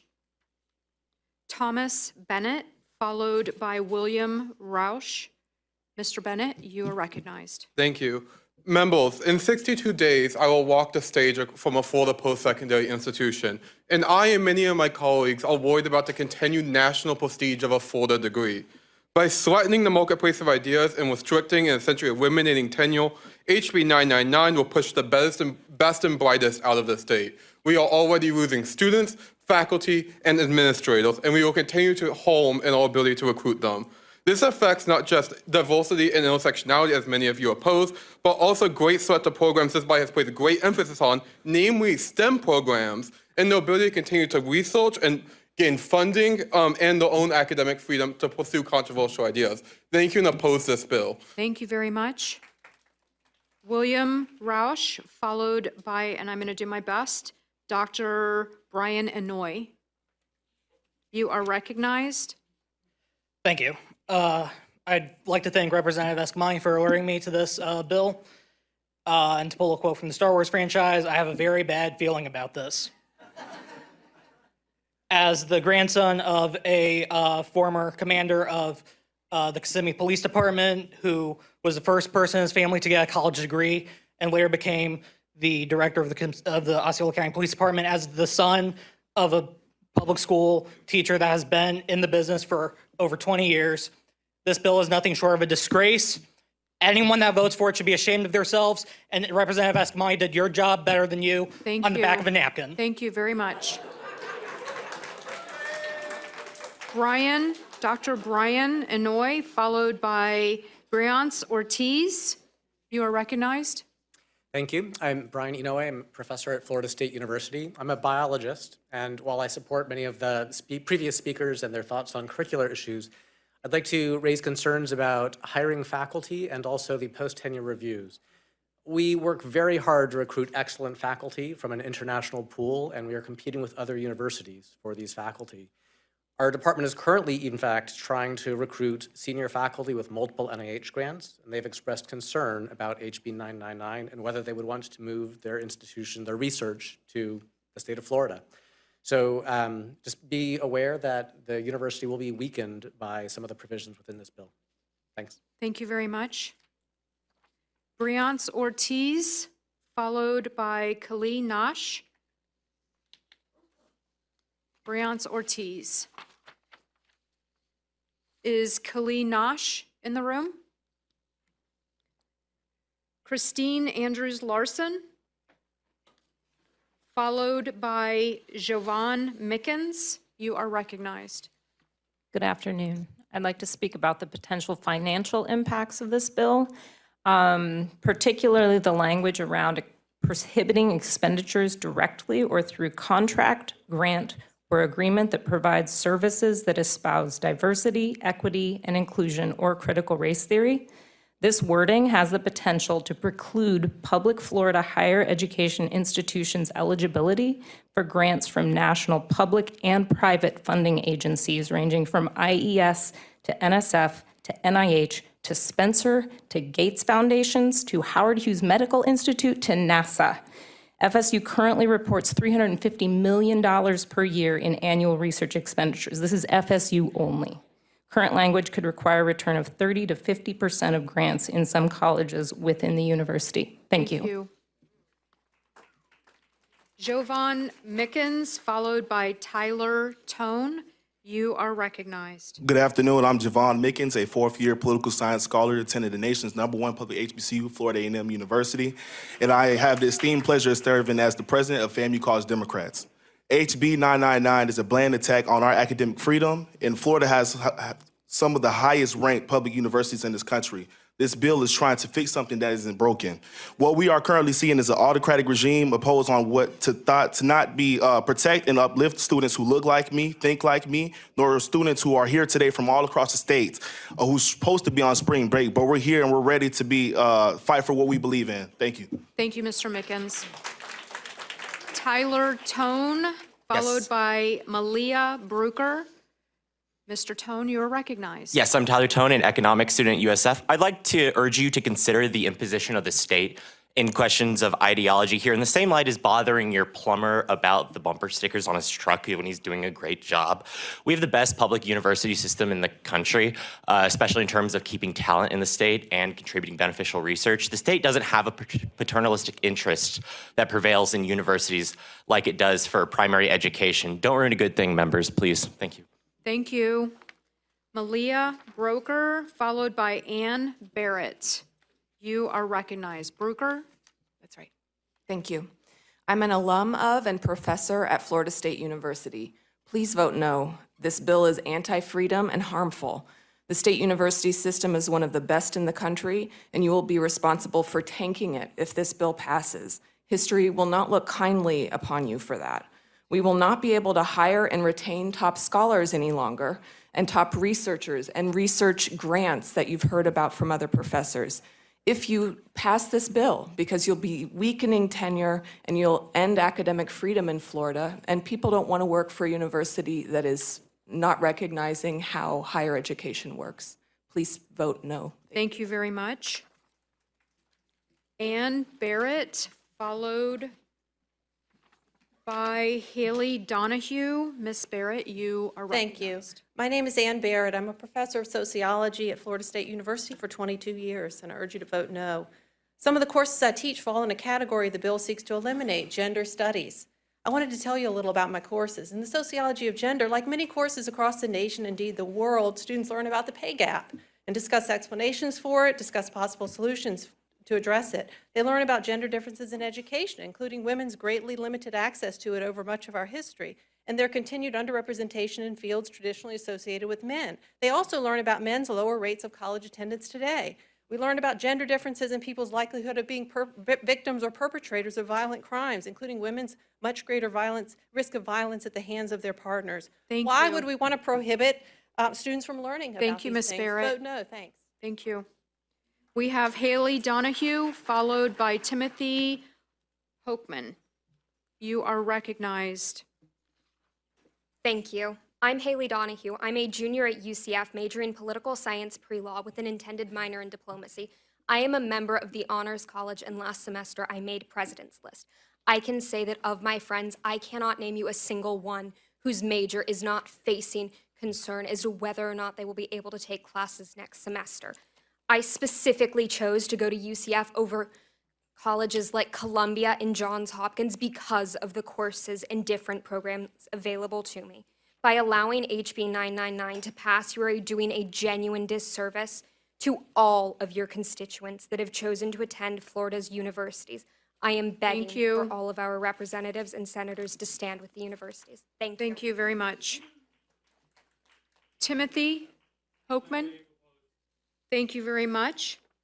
Next, and it looks like we have some that were sent in ahead of time, and they are also, they were sent in, so they're duplicates. I have a K. Derby. There's no first name. Do we have a K. Derby here? Okay.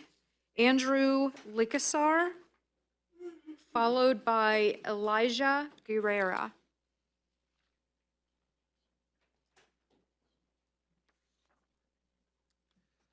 Hi there. I didn't come planning You're to speak recognized. today. Oh, thank you. But I'm a sociology student at the University of North Florida. Unfortunately, I will be leaving the state to pursue my master's in sociology at either the University of Tennessee or Virginia Tech. And the political goings on and in Tallahassee played a big role in my decision. I think HB 99 is going to create a lot of intimidation for sociology students interested in intersectionality, critical theory, and other core components of sociology. And I urge you to not exclude these people from your state plans for the future. Thank you. Thank you very much. Elijah Guerrera, followed by Will Hanley. You are recognized, Elijah. Thank you for the acknowledgement. I'm Elijah Guerrier, representing the Alpha Zeta chapter of Kappa Alpha Psi Fraternity Incorporated. I'm in total opposition of HB 999 as it threatens the very culture and ideals of institutions like FAMU and other HBCUs, as well as threatening the opportunity for diversification and inclusion for students who look like me at predominantly white institutions. Thank you. Thank you very much. Will Hanley, followed by John Rebo. You are recognized, Mr. Hanley. I'm here to put a face to the curricular programming this bill will restrict. I teach one of the courses listed in the staff analysis, ASH 3230 Middle East Research, which is the capstone course for FSU's Middle East majors. I train my students to understand diversity within the region so they can critically distinguish between the populations, politics, religions, and economies of, for example, Cairo, Tel Aviv, Ankara, and Tehran. One consequence of the unconsidered and imprecise language of this bill will be to hinder the training my students require to become experts in this strategically important field in service to the citizens of this state. Thank you very much.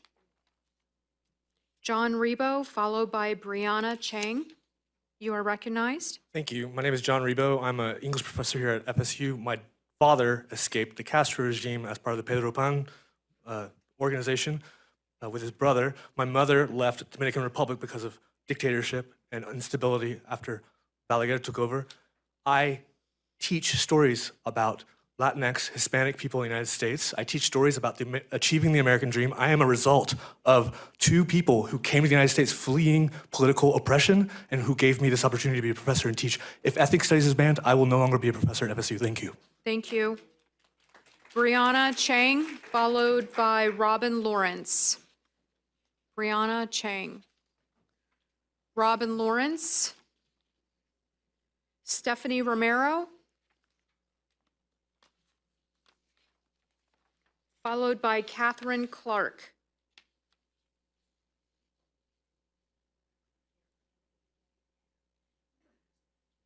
Ms. Romero, you are recognized. Welcome. Hi, I'm Stephanie Romero, and I am minoring in religious studies at FIU. I am in opposition of this bill. I'm currently taking a women and religion course. Had I not had that course available to me, I would have never learned about the important role that women played in our major religions.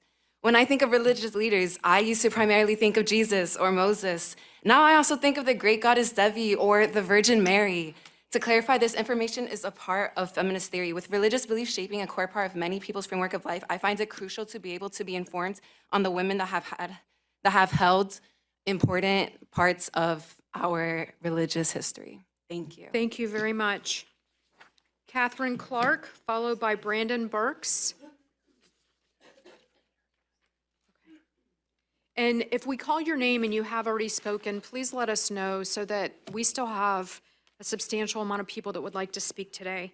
Brandon Burks, you are recognized, followed by Gabrielle Baber. Thank you. I am Brandon Burks, the president of the Alpha Z chapter of Kappa Alpha Psi Fraternity Incorporated. And as it's been stated already, we must put an end to this bill. I'll be brief, but imagine a tree, an apple tree, and it has a ton of bright young apples ready to be nourishment to people. That tree is like the Divine Nine, and those bright young apples are the members of those wonderful organizations. Although we all may be wearing different colors, we are still apples in that great tree. We all come together to provide service, guidance, knowledge, and wisdom to the communities. And this bill would take away a vital part from our communities. Thank you. Thank you. Thank you very much.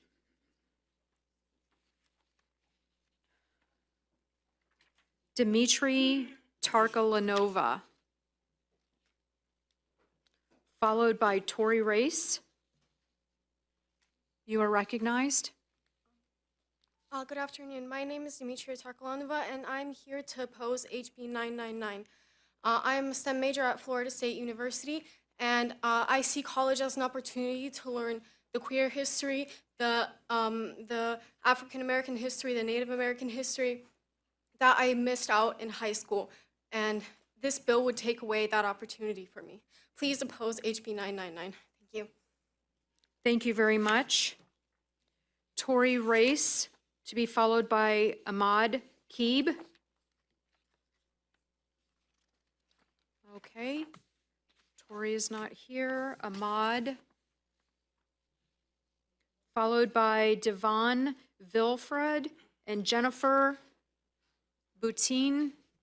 You are recognized. Good afternoon. I am Ahmad Kibi, a student at Florida A&M University and a member of the Beta Nu chapter of Alpha Phi Alpha Fraternity Incorporated, and I'm in opposition of Bill 999. Today I stand here as a representation of my organization, school, and community, speaking on the matters of what this bill entails. The NPHC serves as a vessel for not only each organization's mission, but the diversity, equity, and inclusion that we promote to potentially prohibit the organizations that truly have an impact on its members of the student body and the community is simply unconventional. Thank you. Devon Vilfard, Jennifer Booten, followed by Angel Wallace. You're recognized. Greetings, everyone. My name is Devin Vilfrard. I am a student at Florida A&M University studying political science, and I'm the co-founder of the Youth Never Let Up Coalition. I also formerly served as the state president of the Florida Youth and College Division of the NAACP. I oppose HB 999. Banning majors, books, and diversity of education limits the intellectual sharpness all around by limiting education to one way of thinking. As a veteran of the Army with 2 diagnosed learning disabilities, and who has met many other veterans with learning disabilities and physical disabilities, removing DEI is harming your students of colors and veterans. Thank you. This is a disgrace to our diverse students and our veterans with disabilities. Thank you. Jennifer Booten, Angel Wallace, Edmund Anglero, followed by Hannah Schwadron. Greetings and humble salutations. I am Angel Wallace, a recent graduate of Florida Agricultural and Mechanical University and a proud initiate of the Gamma Alpha chapter of Zeta Phi Beta Sorority Incorporated. As one of you eloquently stated before, the purpose of higher education is to learn how to think and not what to think, to promote the erasure of different areas of study as well as centers that serve minority students on Florida college campuses would allow, which is a false show of patriotism and diversity. Zeta Phi Beta Sorority Incorporated is an organization dedicated to serving and uplifting all communities in need and has continued to do so for over 100 years like the rest of the Thank National you. Pan-Hellenic Council. Thank you. Thank you. And as I call your name, if you can please come forward so that we can make sure everyone can speak. I have Edmund Anglero, followed by Hannah Schwadron. Thank you. You are recognized. My name is Edmund, and I'm a member of FSU Students for Democratic Society. I recently graduated from FSU with a degree in physics. This bill is a gross attack on the democratic right of Black, Latino, LGBTQ people, and other minorities to a free and unbiased public education. On top of banning various courses, majors, programs, and organizations, this bill concentrates power over our education into the hands of a small pool of the governor's lackeys who will be able to carry out their racist and white supremacist agenda unchecked. This bill emulates the brutal assimilationist education campaigns carried out against Puerto Ricans, Chicanos, Native Americans, and other oppressed nationalities. Thank you very This much. bill, we demand an You're end. out of time. Thank you. Hannah Schwadron, followed by Eric Rivers and Mariana Robledo. You are recognized. Thanks for this opportunity to speak today. My name is Hannah Schwadron, and I teach dance at Florida State University. This means that I teach collaboration, problem solving, plurality of viewpoints, and community building, all which require a balance of self-study and confrontation with multiple truths. Students learn through doing together through a difference of opinion, background, and frame of reference. And I'm here today to protect a space for dance. Its very nature is exploratory, maybe even speculative in the world-building futures it creates in real time. Its emphasis on daily practice, creative research, on testing ideas, imagery, and storytelling predicate itself on the expression of ideas. Thank you. You're out of time. Thank you very much. Eric Rivers, followed by Mariana Robledo, followed by Marcus Williams. Eric Rivers. Mariana Robledo, Marcus Williams, J.J. Holmes. You are recognized. Good afternoon, everybody. My name is Mariana Robledo. I am a senior at Florida International University, currently studying biology and psychology. I actually have a scholarship directly from our Office of Social Justice and Inclusion that has allowed me to become even more involved on campus. However, without this scholarship, I would not have been able to, for example, win awards with our nationally ranked mock trial team in order to bring prestige to both FIU as well as Florida as a whole. Please oppose this bill in order to support our students and provide them with needed scholarships for Black, brown, and queer students. Thank you very much. Marcus Williams, followed by J.J. Holmes, and then Teddy V. Okay. I believe Sarah may have already spoken. Nicole Morse, followed by Siobhan Algie, followed by Brumwick Cannell. You are recognized. Thank you. Nicole Morse, they, them pronouns from FAU, speaking as an individual. I'm an assistant professor and I have participated in many hiring processes. So I want to speak specifically to the part of this bill that puts the hiring process entirely in charge of the university president and does not allow the president to delegate that responsibility. We hire hundreds of faculty every year at each of these institutions. It is impossible for any single individual to manage that entire hiring process. I'm a documentary filmmaker in addition to a gender studies professor. This year we hired a documentary filmmaker. We interviewed 3 excellent candidates. It would be impossible for someone without a background in that field to distinguish between these incredible candidates, which we were lucky to get despite the fact that our pools are significantly reduced because of the political climate. Siobhan Algie, followed by Brummick Cannell, then Charlotte Freeman Simmons, and then Samuel Ballas. I'm Teddy. Okay. You are recognized. I'm a sociology and social work major at FSU, and I'm also a part of FSU SDS. I vehemently oppose all parts of HB 999. I need all of you to genuinely listen to students when we say we do not want nor do we need this. If you have enough time to debate this bill, you have enough time to visit an actual college sociology classroom. Sit in, look at the concepts, and you will see how egregiously the courses will just not come up to standards when you nix these basic concepts, because they are basic. Thank you very much. Siobhan Algie, Brummett Cannell, Charlotte Freeman Simmons, followed by Samuel Ballas and Genesis Robinson. You are recognized.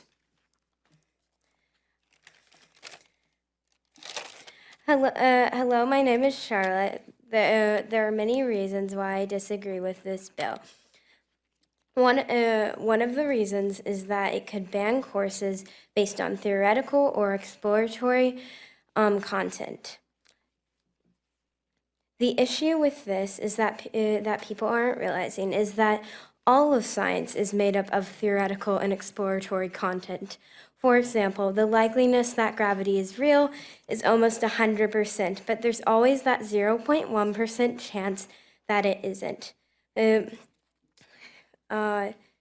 Gravity, which makes gravity theoretical. I worry that the language in this bill is vague enough.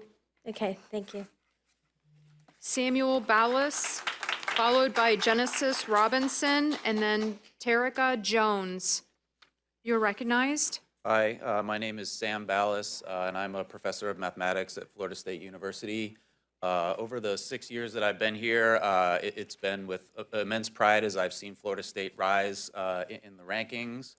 And I'm deeply concerned that this bill is going to stifle faculty's freedoms and sort of take away job security for them.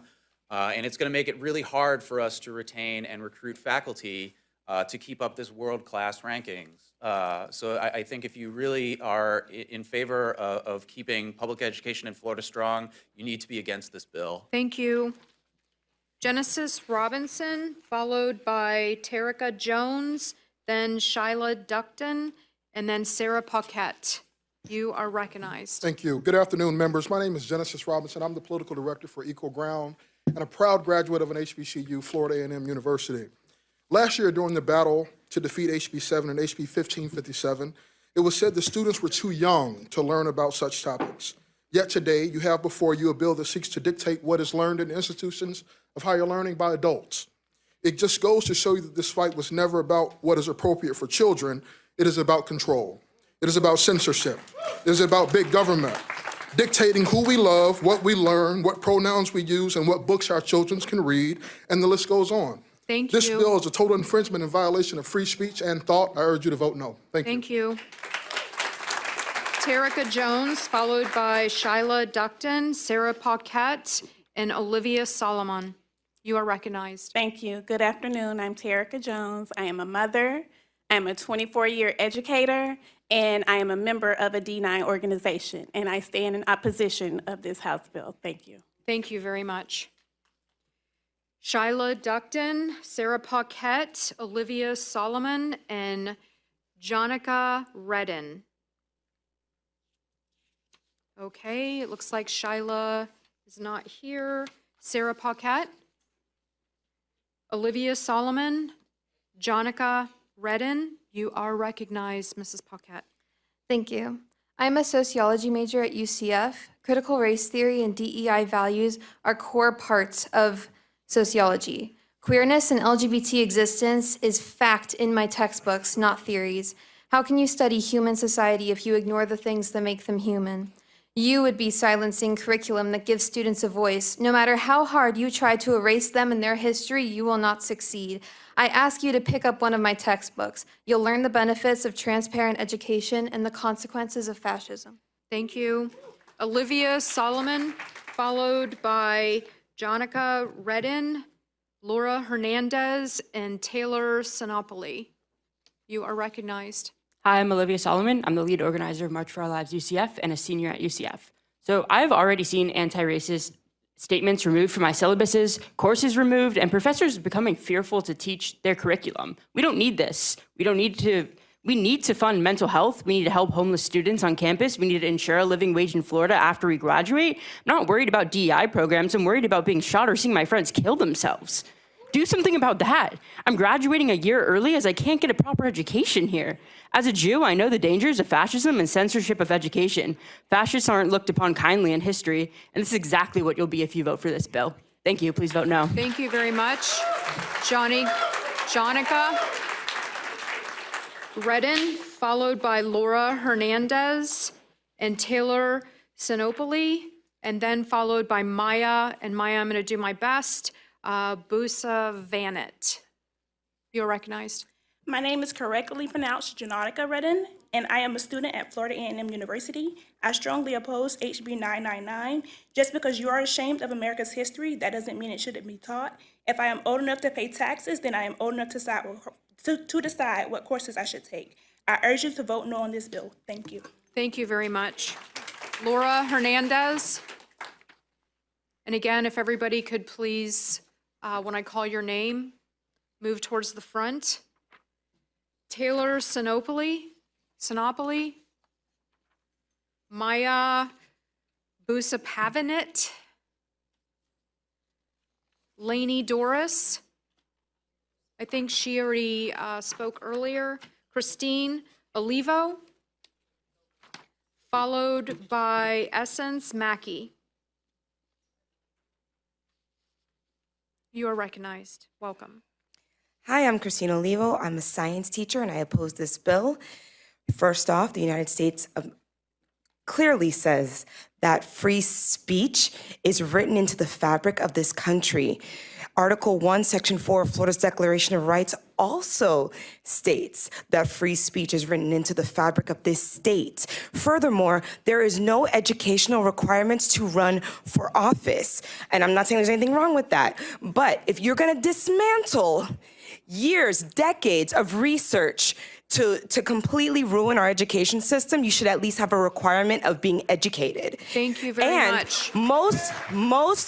Thank you very much. You're out of time. Most of you who are listening to us are falling asleep or on your phones. At least have the respect to listen when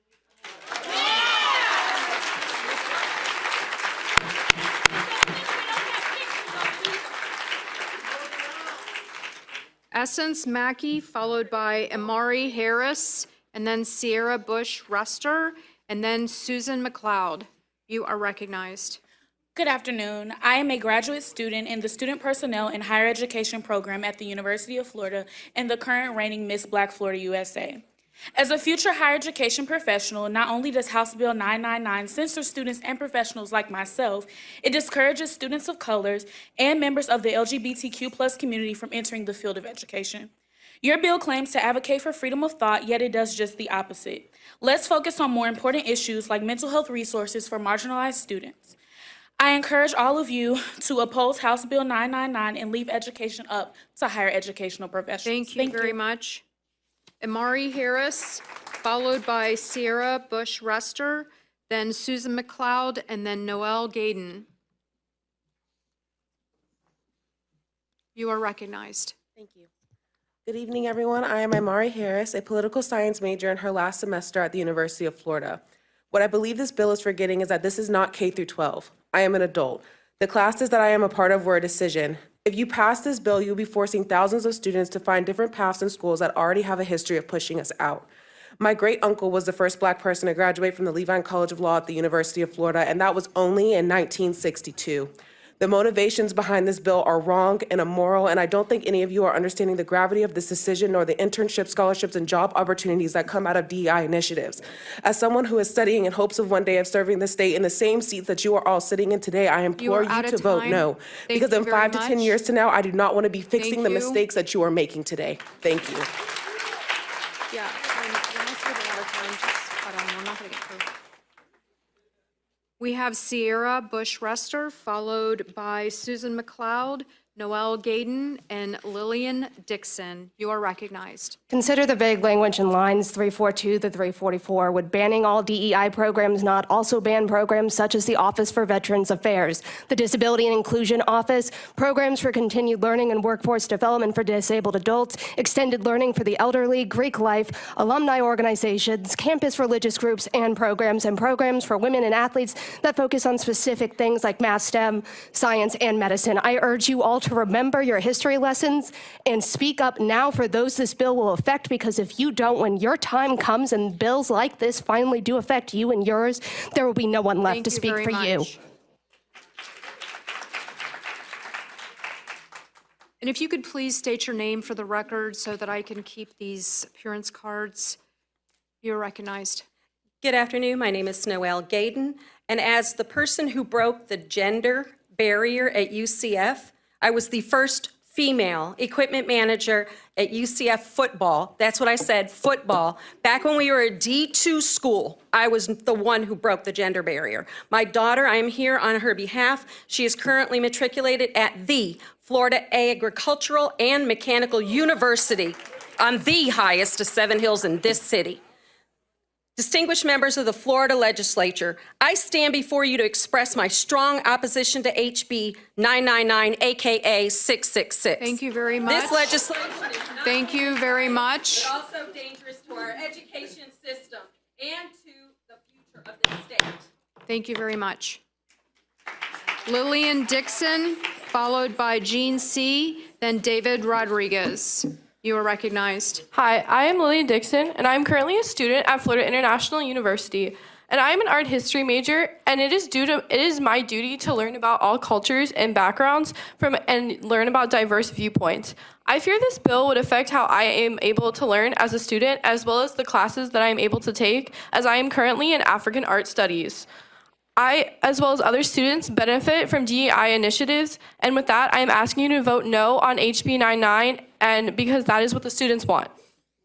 Thank you very much. Jean C., then David Rodriguez, followed by Anthony Acasio, followed by Sarah Bibby. You are recognized. Welcome. Thank you. Hello, my name's Gene Slufo, and I have a master's degree in student affairs, and I oppose this bill and argue that prohibiting expenditures on DEI will actually oppose the very goal set in the Florida Board of Governors 2025 System Strategic Plan, in which all of the universities are encouraged to rise in national rankings, which is dependent on retention and graduation rates.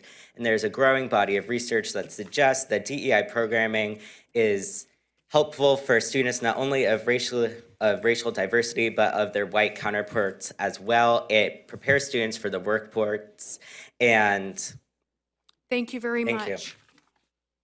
David Rodriguez, followed by Anthony Acasio, Sarah Bibby, Elizabeth Koch. You are recognized. Thank you very much. My name is David Rodriguez. I'm a librarian at Florida State University, and I'm a proud 3-time graduate of Florida's public university system. And as someone who has spent 13 years of their life working within and now serving this system, I urge you to consider the very real financial and institutional harm that you are bringing on the state of Florida. I oppose this bill in all its forms, in all of its restrictive, reactionary, and regressive language that is the antithesis of educational excellence and will turn Florida into an educational wasteland, vacated of any credibility for its academic institution. You're out of time. Thank you. Sarah Bibby, followed by Elizabeth Koch, and then Max, followed by Max Fenning.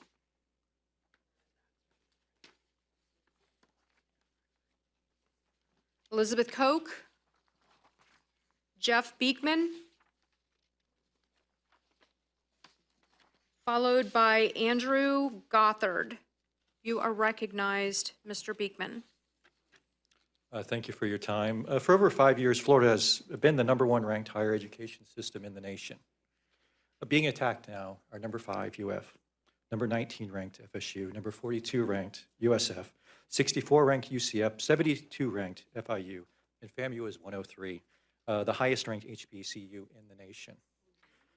What's more, these 6 universities offer the lowest in-state tuition of any top 100 public university on this list. We are scrappy, we do a lot with a little, we know how to do our jobs well. You are out of time. Thank you very much. Andrew Gothard, followed by Diane Williams-Cox, followed by Elijah Hooks. You are recognized. Welcome. Thank you. My name is Andrew Gothard. I'm the president of United Faculty of Florida, and on behalf of the over 25,000 higher education faculty and graduate assistants that we represent, we demand that you vote no on HB 999. The restrictions on tenure, the attacks on academic freedom, the compelled speech for both students and faculty will make Florida's higher education institutions, it will crush them in the freedom of the free market. But out of all of this, the vote today is actually very simple. You can choose to vote for freedom, or you can choose to vote for fascism. History will judge you today. Govern yourselves accordingly. Diane Williams-Cox, followed by Elijah Hooks, followed by Alexis Dorman, followed by Isabella Casanova. You are recognized and welcome. Thank you, Madam Chair. The students have said it very well. The professors have said it very well. You all have an agenda that you don't even know the definition for, so I came to provide the definition. Woke means to be aware of and actively attentive to important societal facts and issues, especially issues of racial and social justice. Your anti-woke agenda is using the wrong definition. This is Florida. It will become the place where woke comes to die because no one will be coming here for higher education. We will suffer the economic impact of people not coming to Florida. We are the home of the #1 HBCU and other schools in the state of Florida. You are out of time. Realize that as you make your decisions. You have the vote. You have Elijah Hooks. Elijah Hooks, followed by Alexis Dorman, followed by Isabella Casanova. You are recognized. Good evening, representatives. My name is Elijah Hooks, a third-year political science scholar attending FAMU, and I humbly serve as the youngest member of the Florida Democratic Party State Executive Committee. And today I stand in proud opposition to this unconstitutional, draconian, and censorious restrictions on higher education, academic freedom as proposed in HB 99. Martin Luther King Jr. once said, "The time is always right to do what's right," and today is the time to do what's right. For too long, members of your party have put perception, power, and position over people, but I promise you, this is not the end. Set your clocks and mark your calendars, because if this bill passes, November 5th, 2024 will be a day to remember. Vote wisely, because trust, we will. Thank you. Thank you. Next, we have Alexis Dorman. Alexis Dorman, you are recognized, followed by Isabella Casanova. Welcome. My name is Alexis Dorman, and I'm a student at FSU. My grandmother is from Taiwan, and students in China today cannot learn about where she grew up because the Chinese Communist Party deems the 3 Ts inappropriate for schools. What makes the CCP censorship of Taiwan, Tibet, and Tiananmen Square different from the Republican Party censorship of diversity, equity, and inclusion? A legislature that votes to censor education is fearful of the power of knowledge and no better than the Chinese Communist Party. Thank you. Thank you.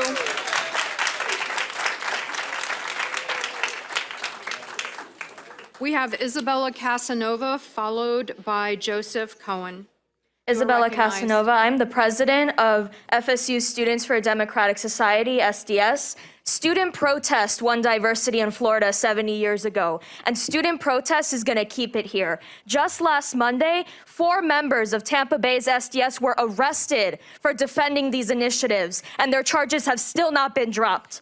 SDS demands, we're not asking, we demand that Florida protect faculty, expand DEI, and teach history without whitewashing. We want real history. We won't fall for your reassurances. You cannot silence us. If you won't hear from us in here, you're going to hear from us out there. Thank you. Thank you very much. Okay. Okay, thank you very much.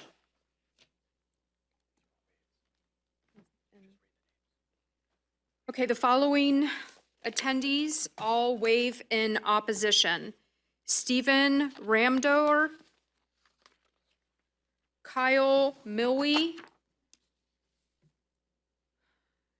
Jose Marie Ruiz Torres, Timothy Adams, Tony Plowden, Justin Brown, Rachel Bailey, Alexis Montavo, Dawn Uman, Margaret Moore, Daniel Freeman, Stephen Kern, Tyler McCreary, Stephanie Vanis, Karen Woodall, Pamela Birch Fort, Abdalila Shakir, Barbara Devane, Elizabeth Rasmussen, Caitlin Southern, Stephen Holzman, Dennis Velez, Sandra Thuringer, Brian Dempsey, Maria Rivera, Caroline Sage Ponder, and Carol Cleaver. Members, that ends our public testimony. We are going to move into debate.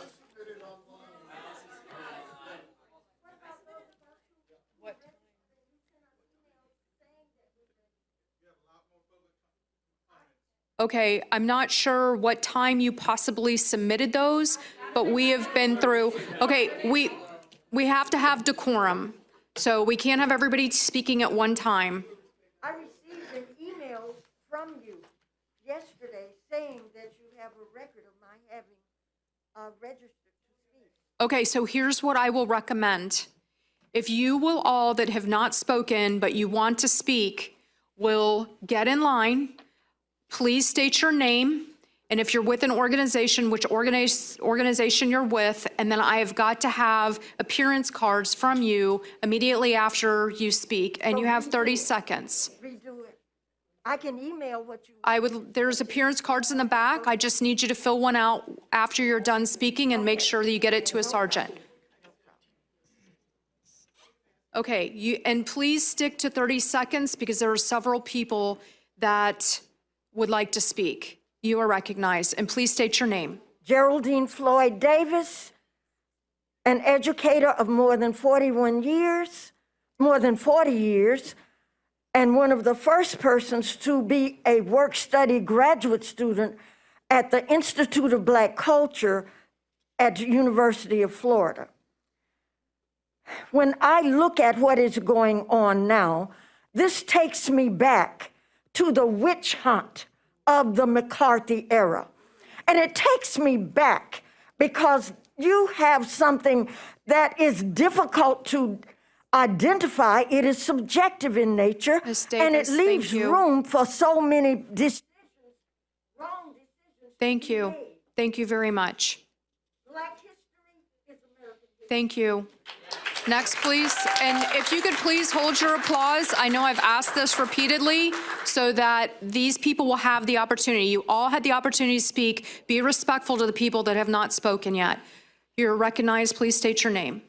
Hi, my name is Christina Puig. I'm a student at Florida State University. And I would just like to thank you, Chair, for this opportunity to speak and thank the sponsor for this good bill. And I am happy to see that the conservative students have a voice here in the Florida legislature. I know that there is a lot of vocal oppositions, but many conservative students like myself are happy to see this legislation moving forward. And thank you to the sponsor and thank you, Chair. You're welcome. Thank you very much. Next. Ms. Puig, if you can, Ms. Puig, please fill out another appearance card. Next, please state your name and you're recognized. Hello, my name is Lee Budrow, and I'm currently a senior in Florida State University's honors program, expecting to graduate magna cum laude with honors in the major. Last semester, I worked as an educator, teaching the required Engage 100 course at FSU for incoming freshmen. One of the units I taught was on basic empathy for students from different backgrounds. That unit will be removed due to this law. Furthermore, if I applied to that exact same job this semester, I know I would not be hired, regardless of the fact that I am still just as qualified, simply because the act of having a trans student teach a 0-credit-hour class would be seen as indoctrination. Thank you very much. You are out of time. Please reject this bill. Next, and please state your name. please, for the record. And Hi. you're welcome. My name is Andres Cubillos. I'm a student at Florida State University, originally from Orlando, District 45. I stand in opposition of HB 999 because it's just the latest example of the Florida legislature attempting to rid its school programs of students and programs that our governor does not believe are adequate or representative of our state. We reject this narrative that students who are under our DEI banner are not deserving of showing and of representing in this body. I ask that you reject HB 999 as FSU is on its way to becoming a Hispanic serving institute. Thank and the you. prestige and the importance of that distinction is critical to our school. Thank you. You're out of time. Okay, what we're going to move into is I would like for you to come up, state your name, and just state whether you are an opponent or a proponent, whether you're in opposition of the bill. We don't have 30 seconds. We need to move into debate. So I no longer have time to state my piece. That is correct. Then I oppose this bill and I implore you to do it. What is your name for the record, please? Catalina Margot, and I am with Stand for Freedom, Florida. Thank you. And please, you still need to fill out an appearance card. Next, and you are recognized. Benjamin Sandlin, I oppose this bill. Thank you very much. You are recognized. Andy Opal. Hey, Mike, you went to Harvard. Any Ivy League schools pursuing this kind of thing? Any Sir, aspirational I just schools? need you to state whether you oppose the bill or support the bill. Next, please state your name Hi, and I'm your Maria position. Costa. I'm in strong opposition. I also want to mention I signed up both online and in paper when I came here. So unfortunately. Thank you. This is why earlier I tried to limit so much conversation. Please, you are recognized. Dr. Erica Friedman, I oppose the bill, and I have my sheet right here saying that I was here to speak. Thank you. I still need you to complete another one, Dr. Freeman. Thank you very much. My You name is are Madeline recognized. Kopka. I'm going to talk because we're apparently a free state. I'll keep talking. Thank you. Please fill out an appearance card. Thank you very much. You are recognized. Please state your name. My name is Susan Candace Ward. I'm FSU faculty. I'm ashamed of this body. I'm proud of that girl. She's my daughter, and she's left, but Thank she's you very coming much. back to fight. Thank you very much. Please state your name for the record. Natalia Michelle Vargas Goto. Good evening, awkward Alex. Allegedly, you know how you feel about defamation. State your position on the bill, please. Strong opposition. It's Okay, thank you disrespectful. very We don't need much. your funding. We don't need your mic. We don't need your likes. Thank you. Thank you. Next, please state your name for the record. My name is Otto Whitfield with Faith in Public Life. I'm just saying we're taxpayers and we come miles and miles away to let you all know what our concerns are, and it's only out of courtesy that we at least get 30 seconds. 30 seconds is not enough, but we oppose Thank this you, bill, sir. and we are Thank you very taxpayers, much. and you should hear us. Thank you. Yes, thank you. It takes 10 hours. It should take 10 hours. Thank you. Next. Hello, my name is Jada Gonzalez. I'm a student at the illustrious FAMU. I'm strongly opposed, and I wish I would have got my 30 seconds, but. Thank you. I apologize. Next. My name is Tavian Dorsey. I'm a social work major at FSU. I oppose this bill. You are anti-freedom. You are pro. Thank you. Thank you very much. Next. Hello, I'm Jason Carles, representing Florida State Students for Democratic Society and the 4 Tampa Bay Students for Democratic Society members who were arrested for demanding these exact same issues. Everything that the people Please behind me state your said before, position and I'm on in the opposition bill. to this bill. Thank you very much. Next. Hello, my name is Pollyanna Perry. I'm with Florida State University Students for Democratic Society. I'm opposed to this bill because clearly it does not have mass democratic support. Thank you. Next. Greetings, I'm Keith Ware, a fourth-year political science student at Florida A&M University and representing Phi Beta Sigma Fraternity Incorporated. Just as in the words of Honorable Langston Hughes, I too am America, and so is everybody behind me. Thank you very I oppose much. this bill. Thank you. Next. Catherine Jones, faculty in biology at FSU. I oppose this bill. It would target the undergraduate research opportunity program that Please directly state involves your position on the bill. opposed. Okay, thank you very much. First and second year students Thank you. research on speculative topics. Next. Good afternoon. I'm Kimberly Miller. I'm a proud member of a D9 organization, and I oppose this bill. Thank you very much. You're recognized. Good afternoon. My name is Marie Radigan. I'm a proud two-time graduate from the illustrious Florida Agricultural Mechanical University, and I oppose this bill. Thank you very much. You are recognized. Good afternoon. My name is Malik Gary. First of all, I'm going to reclaim my time because you all sit in my chairs. And so thank you. My 30 seconds is going to begin now. Thank you, Madam Chair. I am in opposition of this bill. I represent the very Tallahassee much. Dream Defenders. And let me tell you this, you all are habitual liars. For you to sit there and look at us in our face and not give us the respect we deserve. Sir, Challenge you. We're going to vote you thank out. you very much. We're going to vote you out in November. Thank you. Members, we're going to be moving into debate. I request that the members that are wanting to debate to please be mindful of the time and shorten your debate. Are there any members that wish to debate? Representative Escamani, you are recognized, and please be considerate of the time. Thank you, Chairwoman. First, Representative Andrade, line 120, you added promote citizenship in a constitutional republic. You didn't have to file a bill to even do that. The citizens are here. They are active. They are showing up in opposition to this bill overwhelmingly. And I just want to speak to this, members, not just as one of your colleagues and as a proud graduate of UCF Women Gender Studies Department, but also as a student herself. I'm getting my PhD at UCF right now in public administration. And I just can't tell you how transformational higher education has been in my life. I found Women in Gender Studies as a 13-year-old girl who lost her mom to cancer. And in an effort to get to know my mom's story, I started reading literature about Iranian women, telling the stories of Iranian women. And it's what exposed me to the struggles my mom faced, and it helped me get to know her story even after death.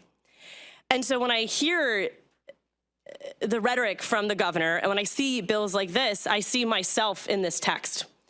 And it's painful because I have so much respect for my colleagues, but I don't feel like this bill respects me.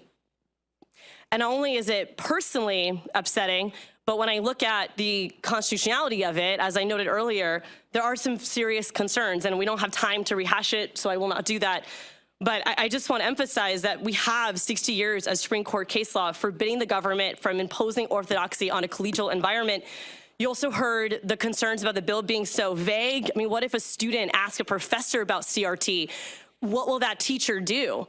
What's the impact of this bill on the libraries or academic journals? Are universities going to have to end their subscriptions to journals that talk about sociology that might integrate CRT? I learned CRT as a PhD student. I never learned it in undergrad, and it's not even a theory I'm using in my dissertation right now because it's not relevant. That's the point of theories. You pick what is relevant to what you're studying. But for the government to dictate that relativity is wrong, and it's unconstitutional. And it's not the responsibility of the state to define or dictate what we can and cannot learn. That is our choice, especially as adults within higher ed institutions.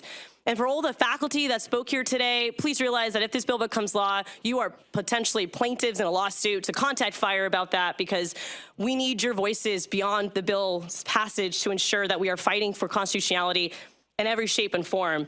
And I just, in an effort to close, respectful of time, I do want to acknowledge that it's very ironic because line 387 of the bill mentions that we have to teach our students the separation of powers. And I understand that Governor Ron DeSantis wants this bill because of his presidential ambitions, but what happened to separation of powers? We are a legislative body that does not have to do everything the governor tells us to do. Why not expand freedom of speech versus this effort to get rid of it for some? Why not prepare our students for a diverse community and workforce? Critical theory, which you are trying to ban, is any approach to social philosophy that focuses on society and the culture to reveal, critique, and challenge power structures. Maybe some people are afraid of that, but I'm not. Why are we scared of these topics? Why do we not want adults like me in public universities who choose to learn about these theories to have an opportunity to learn about it, to question it, to debate it? I brought with me some of my textbooks from when I was undergrad. I can't use props. I will say the titles include things like Voices from Iran, The Changing Lives of Iranian Women, Manifesta, Young Women Feminism and the Future, and The Politics of Motherhood from the Left and the Right. These are books that I was assigned to read in my undergraduate years that made me who I am today. And I want to just stress that I feel like this is not just about culture wars, it's also about a class struggle, because whenever you dictate what is taught in public universities, then you are creating an environment where students who can't afford private universities will never learn these lessons. So I know the talking point might be, well, they can go to a private school. Not all of us can go to private schools. If it wasn't for Bright Futures, I never would have went to a university. And so the freedom to express oneself and the freedom to listen, the freedom to be yourself is sacred. I don't want this to be a eulogy for higher education. I want this to be its savior. And so don't throw away higher education with this bill. Join me in supporting diversity. Join me in supporting everyone in this room. Join me in ensuring that no matter who you love, the color of your skin, what your gender identity, disability status, whether you're a veteran, whether you have PTSD, join me in supporting those experiences and allowing them to flourish in higher education, not be canceled and abolished. So please, members, I ask for you to look at me as your colleague, but also as a woman in gender studies major who is grateful for those experiences and as someone who wants to make sure other students have the same. Thank you, Madam Chair. Thank you, Representative Escamani. Representative Cross, you are recognized. Thank you, Madam Chair. I will be voting on this bill for numerous reasons. First, I feel that this bill is an attack on academic freedom. We've heard that this bill risks the accreditation status of our universities, even our STEM fields and programs like accounting, civil engineering, medicine, social work, and nursing, areas with critical workforce shortages. This bill risks students with existing majors or minors that may not be able to complete their courses of study. Other parts of this bill are unfunded mandates or create unnecessary burden on the leaders of these institutions. This bill will make our students less competitive in the workforce, where business and industry partners are seeking employees with not only the academic competencies, but the soft skills necessary to work with a diverse customer base and compete in a global economy. Free speech, creativity, and exploration are being weaponized as things to be avoided rather than as integral to learning. I urge everyone in this committee to vote for academic freedom, for free speech, and for keeping our universities the best in the country by voting no today. Thank you, Representative Cross. Ranking Member Tant, you are recognized. Thank you, Madam Chair. First of all, thank you, all of you in this room who came today. I mean, I'm struck by the fact that this is actually spring break for most of our colleges and that you've made the effort to be here. I am very concerned about the competitiveness of our universities and colleges. I have 4 in my district that will be impacted by this bill. I'm concerned about the students who might be impacted midstream in their college courses now by this bill. I'm concerned about students who may have degrees that they've earned that won't be recognized in other states as a result of this bill. I'm concerned about maybe some of our alumni who have degrees that will no longer be recognized. I'm very concerned about our Florida businesses and our workforce who need workers who can serve and relate to a diverse client or customer base, including my special place in my heart for those with disabilities, if they've not had any exposure to differences. And I'm very concerned about, I heard so much about social work today. I was struck by that because there's never been a time in our society and in Florida that we've needed mental health more than right now. And the fact that our social work school was here with so many people in front of us is a big concern. And I'm concerned about maybe the myriad of other things I haven't yet contemplated. So that's why I can't vote for this bill today. And I want to just thank again everybody who came. Thank you, Madam Chair. Thank you, Ranking Member Tant. Representative Hinson, you are recognized. Thank you, Madam Chair. And I, too, am overwhelmed by the outpouring of concern about what's happening here today. I'm opposing this bill because it's unconstitutional. You may not think I know the Constitution, but I do. The 14th Amendment explicitly prohibits states from violating an individual's rights of due process and equal protection.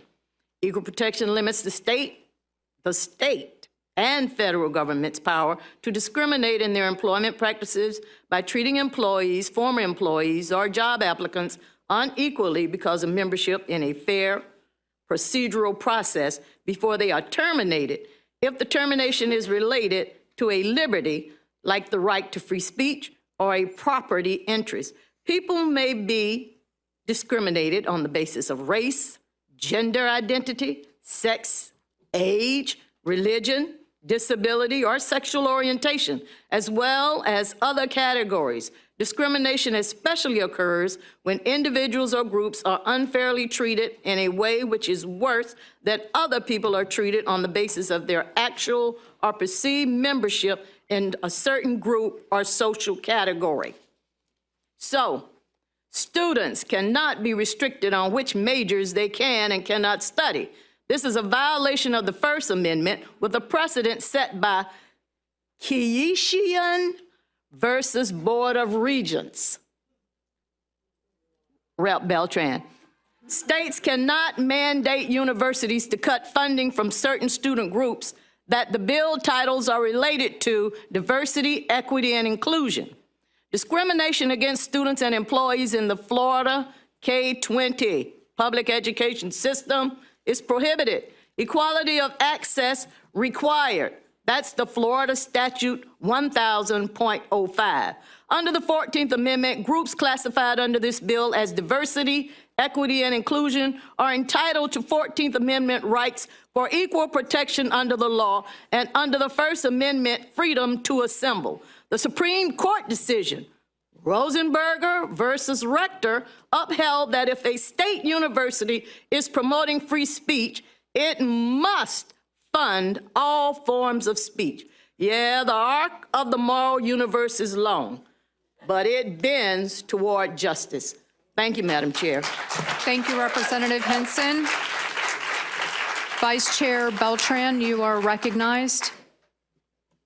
Thank you, Chair, and thank you, Rep. Hinson, for calling me out. Now I get to debate, but not that I wasn't planning to. I did do my work. I did say I would do the work. I appreciate everyone coming here today and making their opinions known. But what kind of jumped out at me at the beginning of the hearing and what I've been kind of spending my attention on today is the constitutional issue. Somebody came and said this bill is unconstitutional. There have been unconstitutional bills that have come before the legislature, and I've voted against them. I'm not afraid to vote against a bill because it's unconstitutional, but I make sure a bill is unconstitutional before I vote against it, and that is not this bill. If you don't like a bill, we've heard all afternoon about people not liking the bill. There may be a good or bad reason not to like the bill. It doesn't make it unconstitutional. But I want to get to the bottom of that so that we can clear that up. And we did have I asked at the beginning of the hearing, both my colleague Rep. Escamani and the gentleman from Fire, tell me all your cases. And we had a last minute add-on from Rep. Hinson that was not provided to me at that time. But let's go through the cases. Keishian versus Board of Regents, that's the one you just brought up. It has to do with student clubs. There's a whole line of cases that you can't discriminate against student clubs. Those are good cases. That's Widmar versus Vincent, Healy versus James.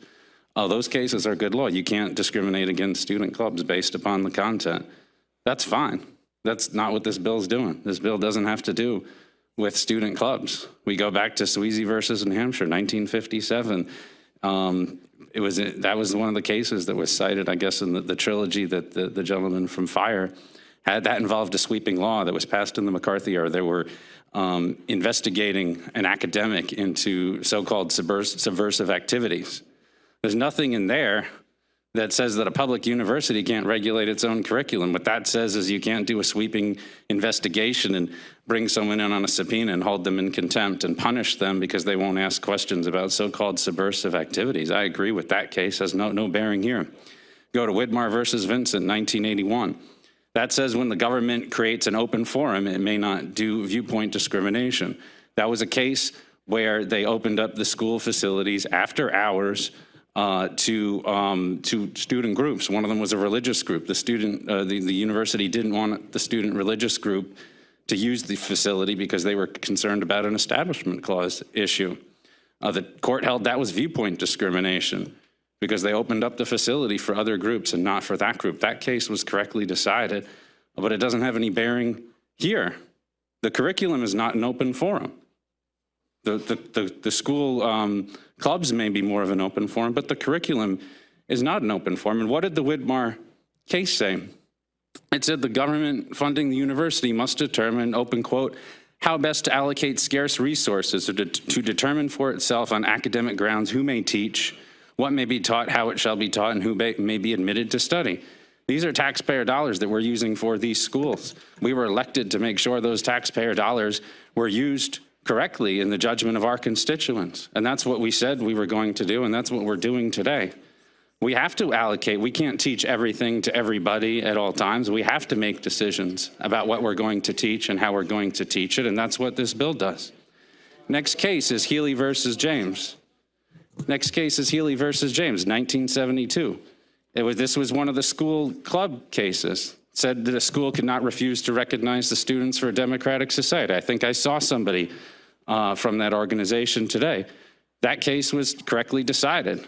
It's not it's that case, the Healy versus James, it didn't have to do with the general curriculum. I haven't heard one case today that says that the school cannot regulate its general curriculum as opposed to a student organization. So that case has no bearing on this legislation either. I promised at the beginning of this committee hearing, if someone could tell me why this was unconstitutional, I would vote for it. I haven't been able to determine that it's unconstitutional. I did make a promise, though, to my colleagues and to my constituents that I would support policies like this if they're constitutional, and that's what I'm going to do, and that's all I've got. Thank you, Vice Chair Beltran. There's no further debate. Representative Andrade, please, out of time, be very succinct, but you are recognized to close on the PCS. Hello, my name is Alex Andrade, and I came here today to say that I waive in support of this bill. Thank you very much. Thank you very much. Representative Andrade, having closed, Kendall, please call the roll. Representatives Amnesty, Yes. Beltran, Yes. Burfield, Yes. Cross, No. Dunkley, No. Escamani, No. Esposito, Yes. Gonzalez Pittman, Yes. Hawkins, Yes. Hinson, No. Lopez, Yes. Placencia, Yes. Rudman, Yes. Schoaf, Yes. Tant, No. Temple, Yes. Chair Mello. Yes. Members, by your vote, HB 999 is reported favorably. Thank you, Representative Andrade.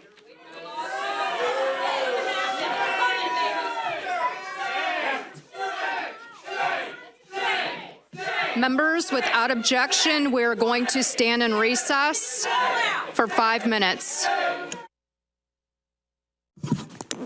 For a quorum, yes. Kendall will call the roll. Chair Mello. Here. Vice Chair Beltran. Here. Ranking Member Tant. Here. Representative Amnesty. Here.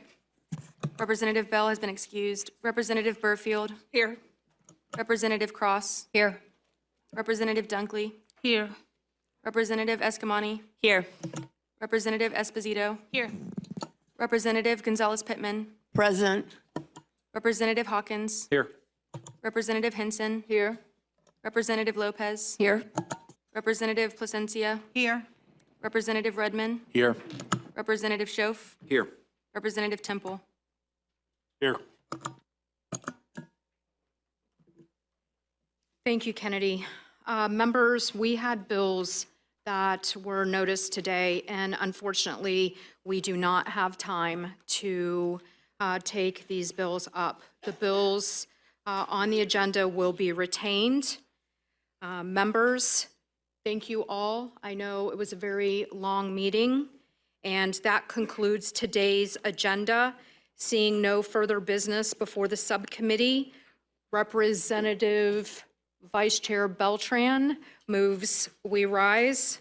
Without objection, the meeting is adjourned.